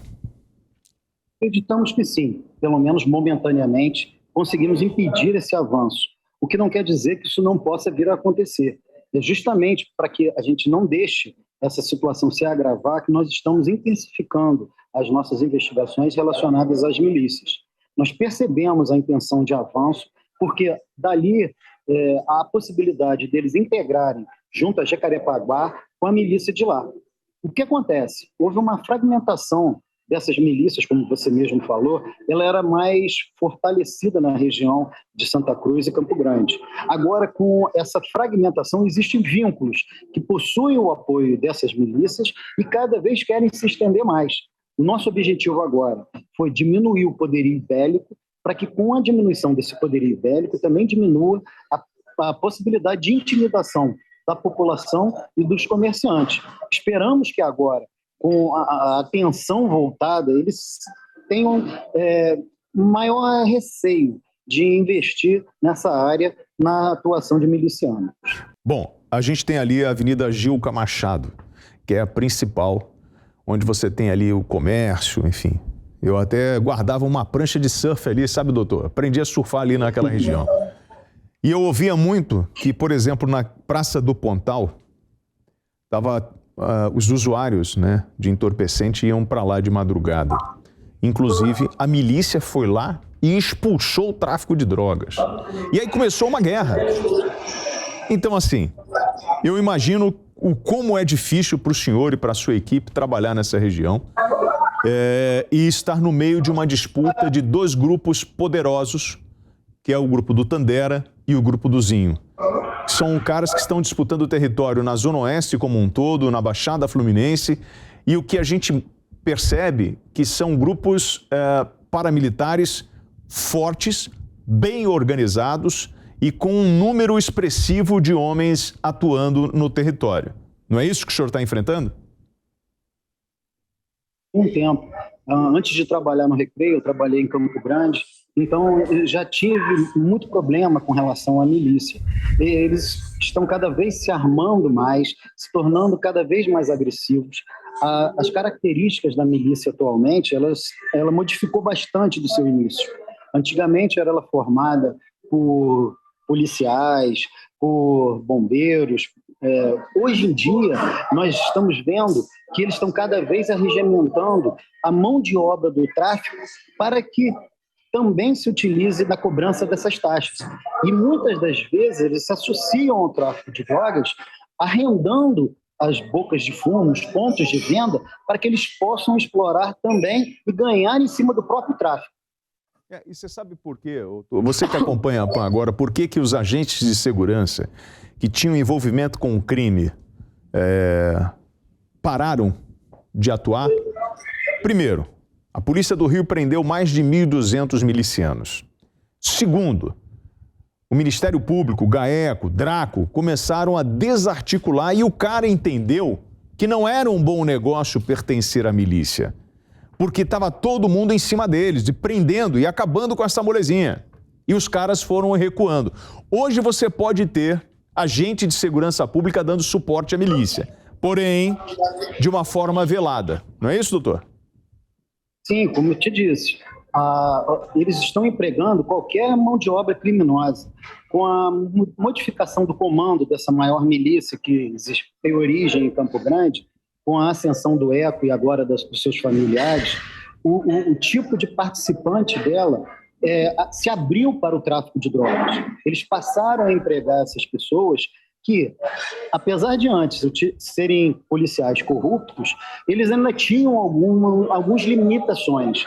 Atualmente, essa limitação já não existe. A filosofia, a forma de pensar é a de um traficante e que quer ampliar cada vez mais o seu poderio. Hoje em dia, como eu te disse, eles estão muito mais associados ao tráfico do que nós podemos imaginar. Tanto que nós chamamos, hoje em dia, de narcomilicianos. É isso. Olha, eu queria agradecer ao doutor Luiz Maurício Armond, titular da 42DP, que fica ao lado dessa comunidade. Então, ele tem um papel importante, né, na investigação dos grupos que estão envolvidos com os narcomilicianos. Se os senhores têm alguma informação a respeito da atuação desses grupos, o telefone do Disque Denúncia é o 2253-1177, ou os senhores podem ligar para o 190. Maurício, obrigado pelo bate-papo, tá? Bom trabalho para o senhor aí. Eu que agradeço. Muito obrigado. Olha, não é fácil, irmão. Não é fácil. Eles estão tentando, de tudo quanto é jeito. O crime vai se readaptando. O triste é imaginar que não dá para a gente fazer mais o que a gente fazia de andar dentro do terreirão, depois de comprar um pão, pedir para passar uma manteiga e andar tranquilamente pela favela. Eu passava ali e não via nada, ninguém armado, não via problema nenhum. Pelo contrário, comunidade super tranquila, cara. O grande barato ali é pegar onda, é pescar, sabe? No finalzinho do Recreio, dos Bandeirantes no Rio de Janeiro. E olha como é que as coisas mudam, né? Como é que a gente vai perdendo território para o crime. Esse não é um país justo. Me dá as imagens do Rio de Janeiro antes de eu chamar o farejador. Por favor. Coisa rápida. Vamos lá. Eu não vou ficar calado, Ana, não. Tá maluco? Já mostrei a turma do Urso. Foram lá no Morro do Fubá e estão comemorando que tomaram o território. Olha o tiro aí. Ouve, irmão, o que o morador do Rio tá passando. Você tá ouvindo isso? Presta atenção.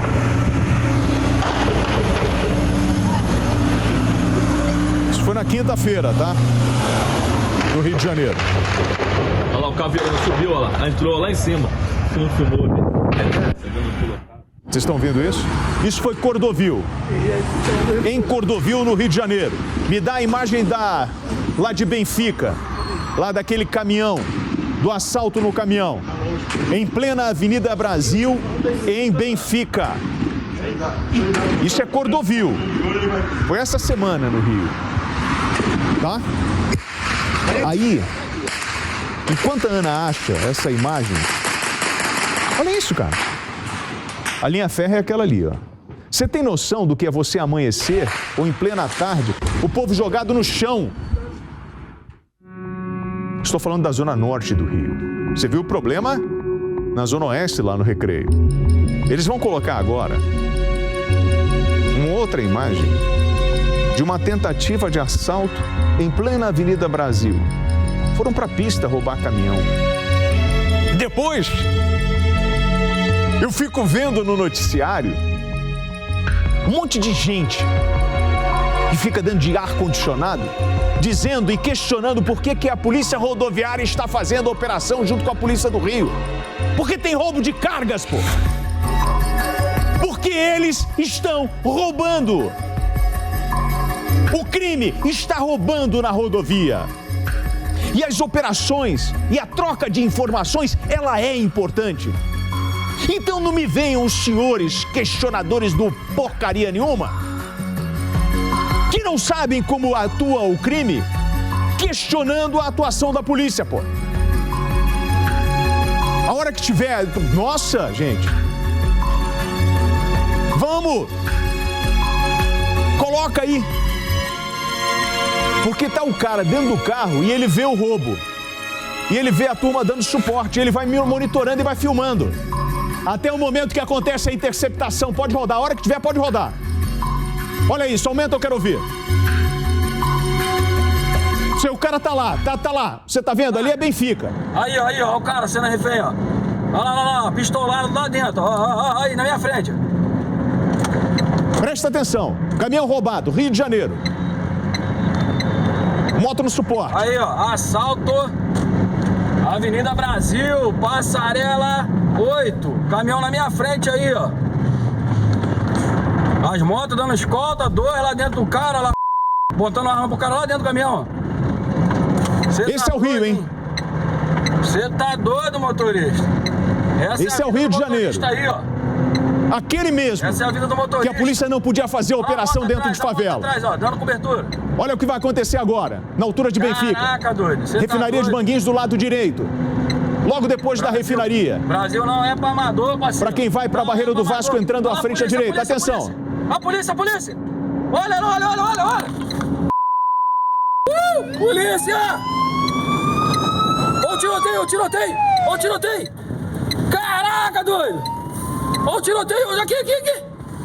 Misericórdia. Olha lá. Ó o caminhão. A polícia parou, mané. Polícia! Essa é a polícia do Rio de Janeiro, irmão. Você tá vendo aí, ó? Mais uma. Essa foi na Brasil. Mostrei tiroteio em Cordovil. Mostra os caras do Fubá. Lá em cima no morro fumando maconha e comemorando a tomada do morro da milícia. É isso mesmo? Vai continuar essa bagunça no Rio? Roda a imagem, irmão. Vai continuar essa bagunça? Essa frouxidão? A gente vai perder o espaço mesmo? É isso mesmo? Tomaram da milícia e a tropa do Urso está comemorando o Fubá, a conquista do Fubá. Eu não sei se vocês sabem, mas quem manda nessa porcaria é o Estado, não é o vagabundo. Chega de papo mole, chega de covardia, chega de frouxidão.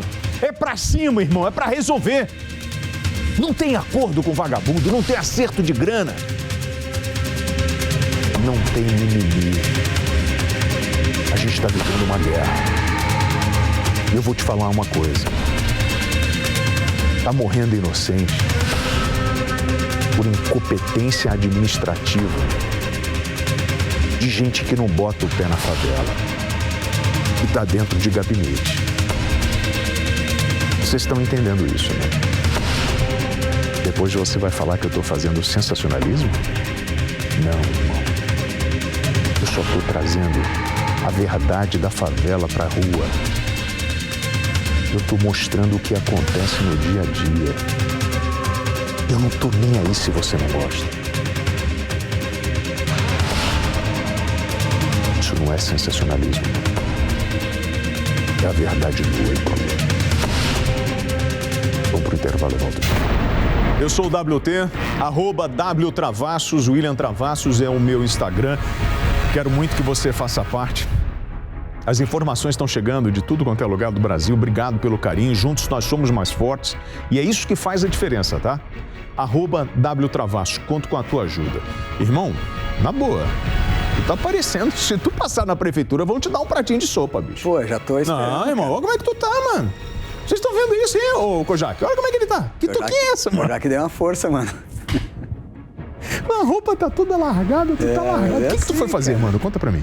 Então, cara, pintou uma denúncia aí dos marreteiros que trabalham na CPTM, só que... Marreteiro é o cara que vende produto no trem. O cara que vende produto. Todo mundo sabe, já tem 200 anos. Aqui em São Paulo chama-se marreteiro. Marreteiro. E aí, cara, bateram bastante no cara. E ele procurou a gente. Mas bateram no cara? Por quê? Algemaram e bateram no marreteiro, no vendedor. Deram um pau no marreteiro? Deram um pau. Roda a reportagem que eu quero ver aí. A história é antiga, WT. Marreteiros trabalham nos vagões dos trens da CPTM, deixando claro que entendemos que pelas normas a venda é proibida. Mas o que vem acontecendo com os vendedores passou dos limites. Vejam as imagens e como ficou o ambulante Yuri Flávio Santos da Silva, 25 anos. Fomos procurados por Yuri, uma das vítimas do espancamento, que, segundo ele, idosos, mulheres são vítimas também de agressões dos seguranças, que neste caso são da Via Mobilidade, que cuida dos trens da CPTM e também do metrô. Ele mesmo conta como tudo aconteceu. Houve um acontecido no dia 14 que me chocou muito, foi uma tentativa de homicídio, né, em cima de mim. Porque isso daí não foi agressão, não. Eu estava na estação Imperatriz Leopoldino, eu e mais 2 amigos meus e uma amiga minha. Quando chegou um trem com mais de 20 guardas, eles começaram a discutir comigo. Eu estava com uma mercadoria na sacola, não estava vendendo, estava parado na estação. E o líder falou para me algemar. Eu já tinha uns processos contra ele, já fomos parar na delegacia, e o líder falou para me algemar. Nisso que ele falou para me algemar, ele tentou me algemar, mas eu não tinha feito nada. Eles conseguiu me algemar na frente de todo mundo, me derrubou no chão e veio mais de 20 caras para cima de mim. Começaram a chutar minha cara, minha cabeça, chutaram minha costela, machucaram, tô todo dolorido. Simplesmente tem aqui, ó, tá vendo? Os hematomas. E é isso, né? Esse é o trabalho da Via Mobilidade que eles estão fazendo, e não foi só comigo, não. Foi com vários amigos meus, várias pessoas, várias testemunhas. A Via Mobilidade administra a limpeza e segurança da CPTM e também do metrô. Em algumas estações, os seguranças usam fardas parecidas com a da Polícia Militar. Eles algemam, agridem e usam gás de pimenta. Segundo o advogado criminalista, os seguranças não têm força de polícia.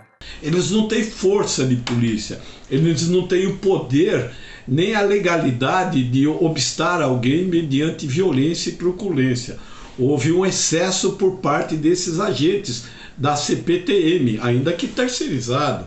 Vejam bem, qual a necessidade do uso de algemas? O uso de algemas só pode ser usado, essas algemas, por agentes públicos, ou seja, agentes policiais devidamente concursados, e em casos extremos. O Supremo Tribunal Federal já decidiu recentemente que o uso de algemas é uma medida de força e só deve ser usada quando há absoluta necessidade, ou seja, truculência por parte daquela pessoa que está sendo detida. No presente caso, nós verificamos o quê? Um ambulante, uma pessoa humilde, não é verdade? Ainda fragilizada, sendo agredida de uma forma violenta, onde sofreu lesões corporais.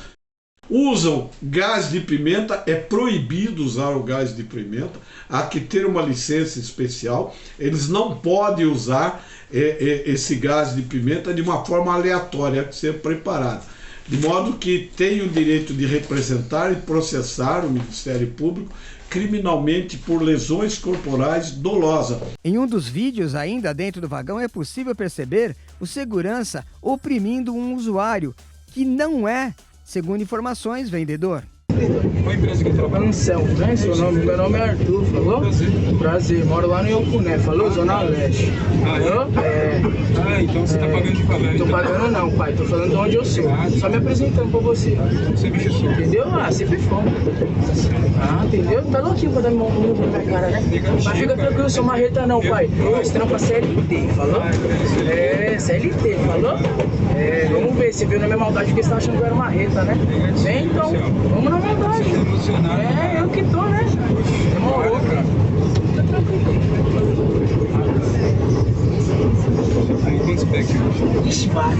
O meu dinheiro?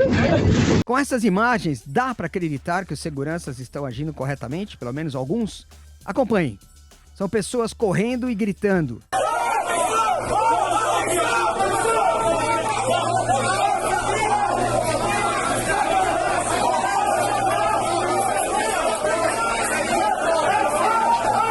Mais correria. Jovem algemado, gritos, medo. Estamos assustando ele! Luiz Guerra, para o programa Flagrante. Repórter farejador. Eu quero saber o que a Via Mobilidade respondeu em relação a isso. Antes de tudo, vou isentar a CPTM deste fato, porque a Via Mobilidade, desde o começo do ano, administra algumas estações. Perfeito. E essa foi uma. O que ela falou? A Via Mobilidade falou o seguinte, no geral, dizendo que o rapaz, o Yuri, agrediu um segurança, né? E eles tentaram conter e, enfim, ele estava nervoso e tal, e tentaram conter. Enfim, o caso foi registrado no 91DP, o cara teve aí, né, como você viu, machucados, fratura de costela, isso e aquilo.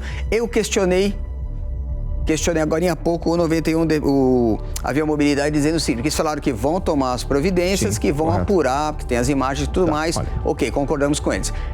Nesse quesito. Eu só não concordei e liguei para eles e perguntei como um rapaz consegue, com o rosto daquele jeito, algemado, bater em 10 ou 20 seguranças. Olha, eu não esculacho ninguém que é para não ser esculachado. Se tem uma ilegalidade, uma informalidade, isso deve ser levado ao órgão competente. Ninguém tem o direito de espancar ninguém. Ponto. Você não pode sair, pegar um cacetete e vou bater no marreteiro. O cara tá ali levantando um dinheiro, tá vendendo. Mas não pode, William. Não, tudo bem. Então você pega o cara e leva pro parte administrativo. Mas ele resistiu. Mas você não pode espancar o cara dentro do meio. Mas ele também não pode bater em mim? Não, claro que não.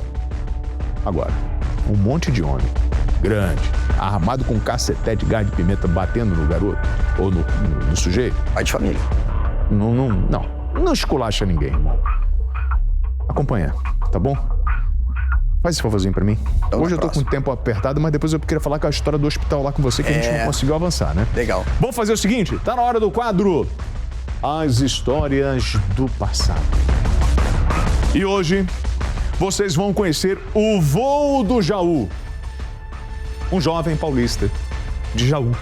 Aos 27 anos de idade, virou celebridade como o primeiro piloto das Américas a comandar uma travessia aérea do Oceano Atlântico sem escalas nem ajuda de navios.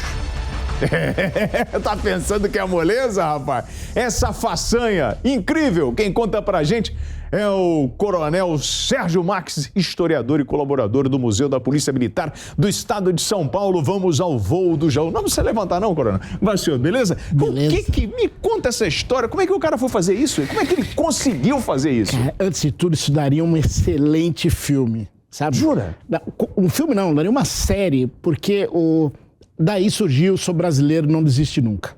Você vai ver, essa história é fantástica. Bom, em 1922, através do governo português financiando um voo, surgiu o primeiro voo entre a Europa e a América. Sim. Foi gerenciado e foi feito por 2 oficiais portugueses que comemoraram, inclusive, o primeiro centenário de independência do Brasil. Quem é o cara de 27 anos ali, o responsável pelo voo do Jaú? O da direita sentado. da direita sentado. Tá de camisa preta, de paletó Exato, preto, paletó é isso? preto, tá com terno preto ali. Esse é o rapaz de Jaú dos seus 27 anos. 27. À esquerda tínhamos o veterano, que é Newton Braga, 45 anos, oficial do Exército Brasileiro. Acima, à esquerda, em pé, de terno claro, Vasco Cinquini, que foi o mecânico da aeronave. E à direita, o copiloto Araújo, o Tenente Cunha, que acabou tendo um problema e vai sair. Isso a gente está falando da Polícia de São Paulo? Ainda não. O Tenente Cunha, em pé à direita, bem como o capitão sentado, são do Exército Brasileiro e os outros 2 civis. Tá.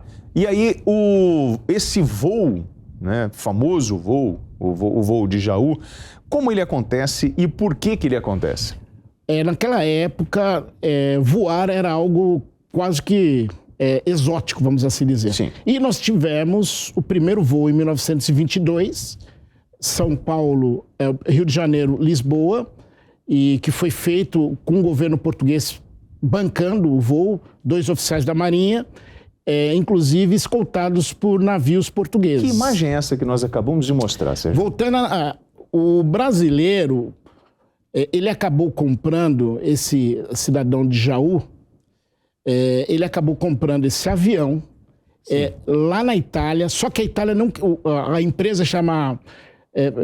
a empresa não desejava vender esse avião porque tinha um outro italiano que estava fazendo a mesma competição. Lembrando que a Itália, em 1926, era já gerenciada por Benito Mussolini. Então, o fascismo estava em ascensão, o fascismo teria que aparecer. E não queriam vender um avião novo da Savoia Marquette. Por um empresário aqui de Jaú. Exatamente, ainda mais, o fim do mundo. Quem são esses brasileiros? Até aí o Brasil era apenas um exportador de café. Sim. Estávamos na Primeira República, né? O principal produto brasileiro era o café, a exportação do café. Não quiseram vender, aí eles falaram, nós temos um avião que vocês desejam comprar, de segunda mão, que nós demos para um italiano, o Conde Casagrande, só que ele ia fazer essa travessia, não deu certo, sofreu um acidente em Casabranca, lá no Marrocos. Se vocês quiserem ter esse avião, tá? Que foi em 25, aí ele foi para a Itália, comprou esse avião, já que não tem um zero, vou comprar esse usado. Aí tiveram que reformar todo esse avião, tanto que, voltando à cena, o que aconteceu, quando eles fizeram o teste, o bote, porque é um hidroavião, ele afundou, o navio afundou. Se você legal, voltar a cena ali... Imagina, você sai de São Paulo e fala assim, eu vou comprar um avião na Itália e vai fazer uma reforma. Exato. No primeiro teste, o hidroavião vai parar dentro da água. Ele foi parar, o João Ribeiro, né, o João Ribeiro de Barros, pode notar que na asa aqui, ó, existe ainda o símbolo da aeronáutica italiana, ainda no avião. Então, ele foi fazer o teste, o barco... Afundou. Aí tiraram da água, coisa do gênero. Vai para manutenção de novo. Vai para manutenção. Eles já estão com os 4 pilotos, a equipe da tripulação já está pronta lá na Itália. E tem uma próxima imagem, essa é já em Gibraltar. Então, basicamente, o avião é isso aí. E o brasileiro, o avião se chamava Alcione, italiano, virou Jaú, em homenagem à cidade do nosso protagonista. O que é aquele Já Volto? Então, ele escreveu ali nos botes, ele escreveu, brincando com o bom brasileiro, no primeiro ele vou ali, do outro lado está escrito vou ali. E do lado aqui tá Já Volto. Brasileiro, né, meu? Brasileiro. O cara tem ideia, falou, vou sair de Jaú, vou comprar um avião na Itália, escrevo lá, já volto e como é que é? E já fui. Olha lá, exatamente, né? Adoro então, isso. Vou ali e já volto. E já volto. Aí o primeiro teste afunda, ele manda para revoltar. Aí não quiseram consertar, a empresa não queria, porque justamente tinha um outro italiano que estava fazendo uma outra tentativa e tal. Bom, eles conseguiram, eles saíram, esse avião, ele estava na fábrica da Savoia Marquette, que é a fábrica dessa aeronave, o Savoia Marquette S-55. Eles decolaram de Lago Maggiore, que fica próximo ali de Milão. Ok. Eles decolaram de lá, foram para Gênova. Gênova seria o ponto de partida do voo. Vamos atravessar o oceano. De Gênova, eles fariam até o Brasil. Bom, chegaram lá, dormiram, tal, coisa do gênero. No dia apropriado, levantaram o voo. O que aconteceu? Logo depois de levantar o voo, 200 quilômetros depois, o avião começou a pipocar. Aí eles pousaram... Adoro. Aí começa. Pousaram numa cidade chamada Alicante, na Espanha. Só que Alicante, na Espanha, a força policial existente não sabia do voo. Então imaginaram que aqueles brasileiros fossem o quê? Contrabandistas, foram presos. Pelo amor de Deus. Começa daí a Via Cruz. Foram presos, aí tiveram que entrar em contato com a Embaixada Brasileira em Madrid, aí liberaram os brasileiros. Mesmo assim, dormiram um dia na cadeia. Olha isso. No dia seguinte, decolaram, mais uma vez, com sentido a Gibraltar. Também, em Gibraltar, eles observaram que o tanque começou a dar problema. Pousaram. Para de novo. Quando pousaram, verificaram o seguinte: essa aeronave, eles colocaram, provavelmente foram os italianos, colocaram no tanque de combustível terra, água e sabão. Para destruir o motor. Exato. E no cárter colocaram um pedaço de bronze, que esse aí, na próxima parada, eles iriam descobrir. Ou seja, eles precisam fazer uma nova revisão na máquina. Exato, tirar todo o combustível. Tirar tudo, preparar. Preparar novamente, essa questão toda. E toma-lhe tempo, né? Dá-lhe tempo. E toma-lhe dinheiro. E dá-lhe tempo. E, evidentemente, que estavam boicotando. Eles conseguem chegar no Brasil? Conseguem chegar no Brasil. Como? Bom, aí eles param, isso eu estou falando outubro de 1926. Eles param, depois de uma outra pane, pararam em Ilhas Canárias, depois pararam em Ilhas Cabo Verde. Lá nas Ilhas Cabo Verde, que pertencia a Portugal na época, eles tiveram um pequeno acidente com um dos botes. Aí tiveram que levar o bote para o local de origem, lá no Lago Maggiore, na Itália. Pelo amor de Deus. Parece viagem de piloto, o que aconteceu com o piloto? Pegou malária. Que legal, hein? Não tinha mais nada melhor para o cara fazer. O cara falou assim, agora eu vou pegar uma malária, né? E aquele tenente, o Cunha, que era do Exército Brasileiro, se revoltou e disse, não, eu quero ser o comandante da aeronave. Mas peraí, o Ribeiro de Barros, que comprou a aeronave, é o idealizador do movimento. Não, eu quero ser o comandante, enfim. Não, ele foi defenestrado, falou, tchau, vai embora. Não precisa ficar aqui. Só que aí vai aparecer a figura de quem? Do João Negrão. O João Negrão da Força Pública, tenente da Força Pública, que é atual Polícia Militar do Estado de São Paulo. E aí que entra a Polícia Militar nessa história. Aí ele já estava desistindo. Isso em outubro, novembro. Ele já estava desistindo em março de 1927, portanto, quase 5 meses depois, e a aeronave lá parada. Estava arrumando o bote. Ele estava desistindo. A mãe do Ribeiro de Barros, Dona Margarida, mandou um telegrama dizendo para ele, filho, não desista, porque as asas dessa aeronave, do Jaú, que era uma aeronave vermelha, inclusive, representam a bandeira do Brasil. Não desista. Acabou. Aí, a mãe falou, no cara aquela... o filho falou, mãe, traduzindo, não vou desistir, mesmo que a sepultura seja o Oceano Atlântico. Uau. Um homem de valor, né? E ele pousa onde? Não acabou a história. Avisaram. Tempo, Sérgio. Só que precisa de um piloto, precisa de um copiloto, porque senão não levanta. Aí entraram em contato com o comandante da Força Pública, que autorizou quem?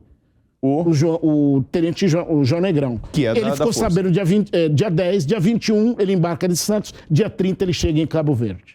Vou te falar um negócio, vai gostar de problema, né? E você sabe que até hoje tem os caras que gostam de fazer reforma em carro velho, né? As esposas ficam revoltadas com isso. Mas você vê a história do voo de Jaú, a presença da Polícia Militar do Estado de São Paulo, da Força Pública, né, que surge, e como isso vai ganhando peso e como você vai desenvolvendo o amor, né? Pela instituição e como tem história pra gente contar, né, Sérgio? 28 de abril, decolam de Cabo Verde, 28 de abril de 1927, depois de 2.400 quilômetros, sem apoio nenhum do governo, sem apoio de ninguém. Eles têm uma outra pequena pane, era a parada Fernando de Noronha. Eles pararam a 100 quilômetros de Fernando de Noronha, pousaram em alto mar. Que legal, hein? Mas aí a sorte começa a mudar. No momento que eles estavam passando por ali, um navio italiano passou e... deu suporte, resgatou. Rebocou e levou para Fernando de Noronha. Temos as fotos ali na frente?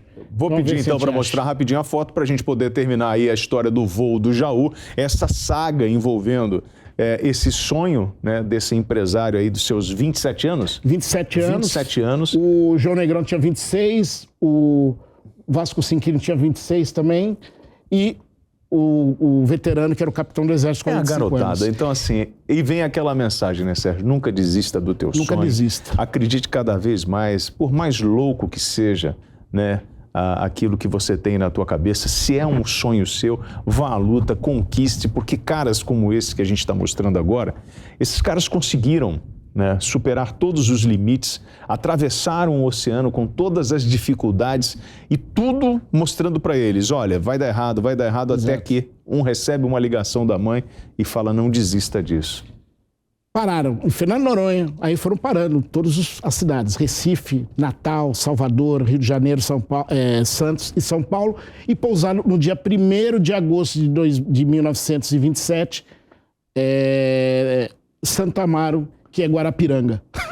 Olha isso. Lotado. Acho que não sei, o tempo é curto, mas tem alguns mapas, lotado.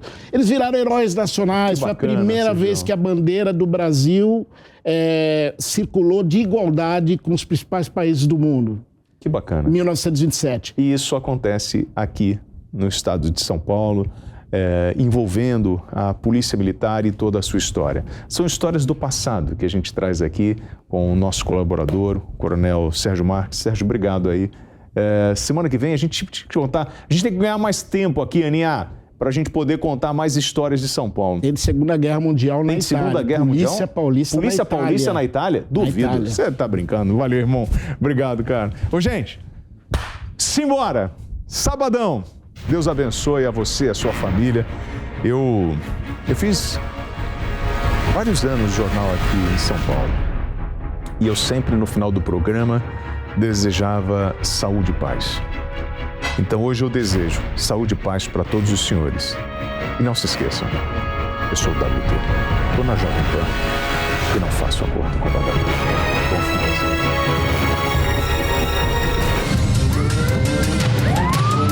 Flagrante. Realização Jovem Pan News.